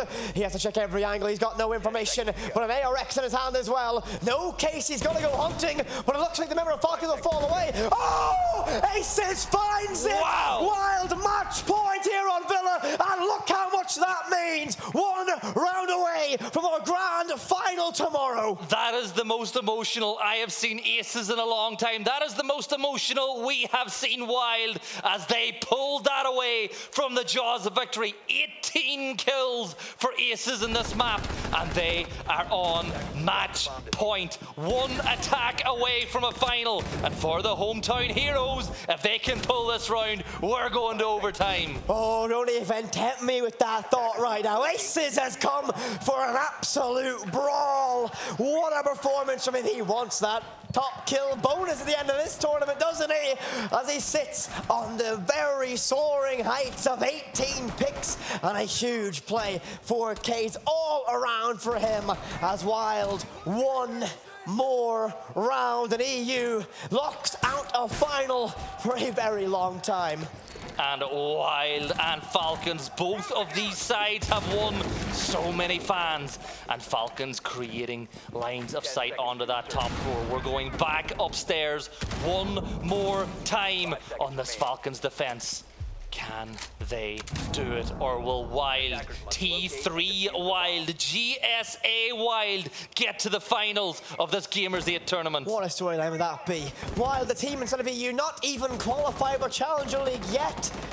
Up against it all, against BDS on the main stage, but Falcons still have 1 more round inside of regulation. They'll force this to overtime.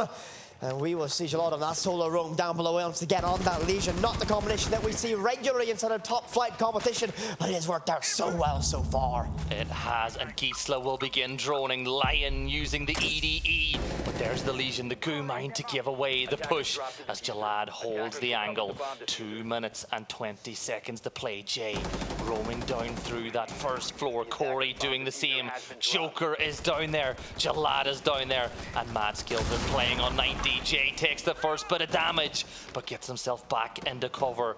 But Mad Skills is watching a tight angle. Will he be able to make it count? Jay fires away off the wall. No information, but there's the first pick of this one, and we lose the Lion. Jay's not had a massive impact this matchup so far, and he's slain early. No trade for Wild. And Gisela stunned and tagged with that goo mine down below. Decides to rotate away. A little bit of a change of plan for Wild. We hear Kaneo trying to open up an angle, trying to get himself a line of sight, trying to force his way in, but Corey takes a mess of damage. Source unknown right now, 25 seconds left to go.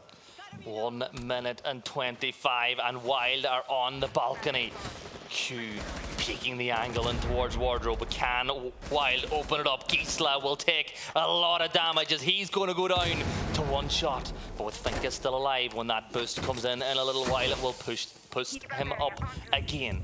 Corey moving up now to the window. Kaneo chucking another stun grenade over, trying to burn blind, to do whatever he can to just give Wild the opener. But there's just 50 seconds to go, and the Falcons are holding their nerves. But look, oh, Aces will miss a massive opportunity, and no kills will get the trade back or the kill back. Aces slain, 5v3. Corey next to the mantle. He's got an LMG ready to sing. 30 seconds to make something work as Wild trying to push through the gauntlet. But oh, here come the Falcons! An ace on the board, but Kaneo will get 2 quick pieces. He looks for a third, but no! Mad Skills sends us to overtime! Map 3 overtime. This has been a battle and a half as Wild are fighting with Falcons. And Whip It, neither side have looked awfully structured on their defenses. Both sides just drawing it out after one phase on attack, one phase on defense. But we're going to take this moment to slow it down, to breathe. There's either 2 or 3 rounds left in this map to see who will be in the final. A 3-round shootout. Absolutely tense. Both these teams now pushing each other to the absolute limit. Who will it be? Will Falcons make a grand final appearance for the first time for the region? Or will Wild lock out the final for an all-EU brawl? The fans want it. Fans here in the arena, all backing Falcons. They want it to get there. But what a matchup it's been. What a performance on Aces. Obviously, what I'm going to bring to and draw to. What an individual performance. Aces is on 18 kills so far. He's just been the difference maker for Wild in this one. And when you look at the side of Falcons, it's been different players at different times being able to get those vitally important kills. And Wild, well, how is your nerve? This is a team that is looking to force its way into CL, a team that is trying to build something to push all the way to EUL. Well, it's moments like this that make the best teams. High pressure makes diamonds, and this is what they're in for now. Wild start on the offensive side. AVG will be the bastion that Falcons decide to fortify. It will be the same setup once again, an extension of that mirror roam, locking out Master Bedroom and Statue and Trophy to make that an area Wild do not want to contest at all. 10 seconds remaining. And a C4 spawn peak set up by Mad Skills. I called this out in the first half. Wild tried this 4 times to no success, and if Mad Skills pulls this off, which he won't. Okay, so nobody's home. Nobody's home. But we thought about it. There was a chance, but everybody from Wild spawning on the southern side. and they're moving fast, getting up the balconies. Kaneo peeking. Corey will move into a position where he can keep an eye on that master bedroom window and the flank over across the window. But Wild are going to go fast. They're going to rush this first attack. They just sprint into sight. There's Jay. Gisela gets the opener, and Kaneo moves in. The case is going down, but O'Kills with that impact will take one down. 4v3, but the case is down, and Wild are looking to take the lead. In a post-plant situation now, time for the retake of Falcons, but Corey denies the cross of Jalad, leaving it down to a 3 versus 3. It's going to be down to all your mechanics now. You're going to fight, twist, turn, and brawl your way to success. You want this retake? Well, that's going to be Madskills looking for one. O'Kills can't shut down Kaneo. Up close and personal, brawling the SMG-12, leaving it 2 versus 2. Kaneo on a single point of HP. One loose round will be enough, but he's been slain. Gisela alone on an island against 2, and looks like O'Kills will stick it. Yes, he will. Falcons are map and series point.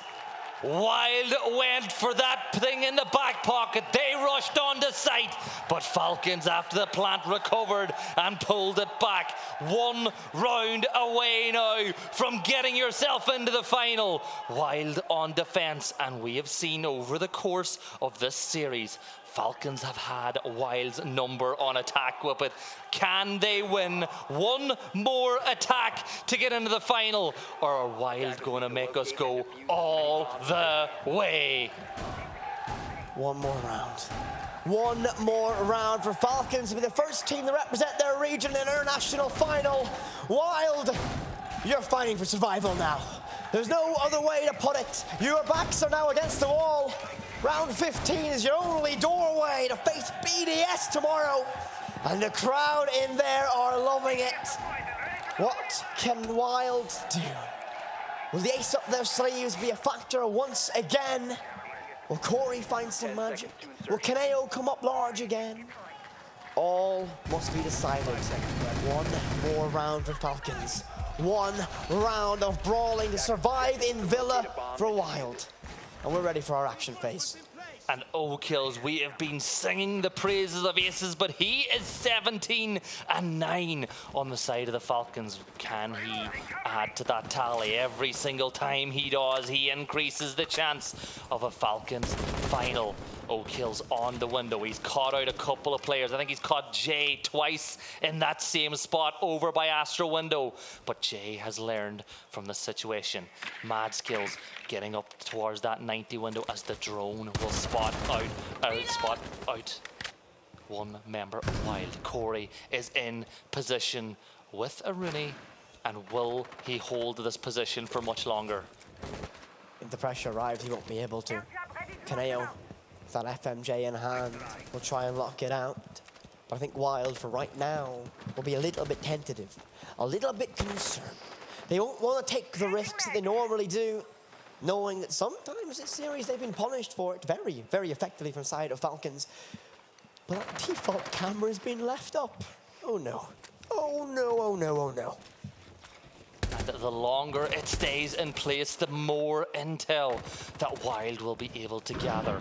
Jay still roaming around, moving back in towards site now as the first shots in anger will be fired, and O'Kills will take a bag full of damage, but not enough to take him out of the fight. Corey is in a position we've seen up nades used before, and Geese will move up to concrete, but Joker will toss an up nade, but nothing has been found as things just slow down. Once again, Jalad though speeds it up as Gisela will fall. This is a 5v4 as Falcons look to win this one out and book a place in the final. Corey's still lurking down below, but he'll get close to Joker. He knows a threat is there. So players are so close, and oh, he finds it. Corey falls. No response from Wild at all. And here come the Falcons.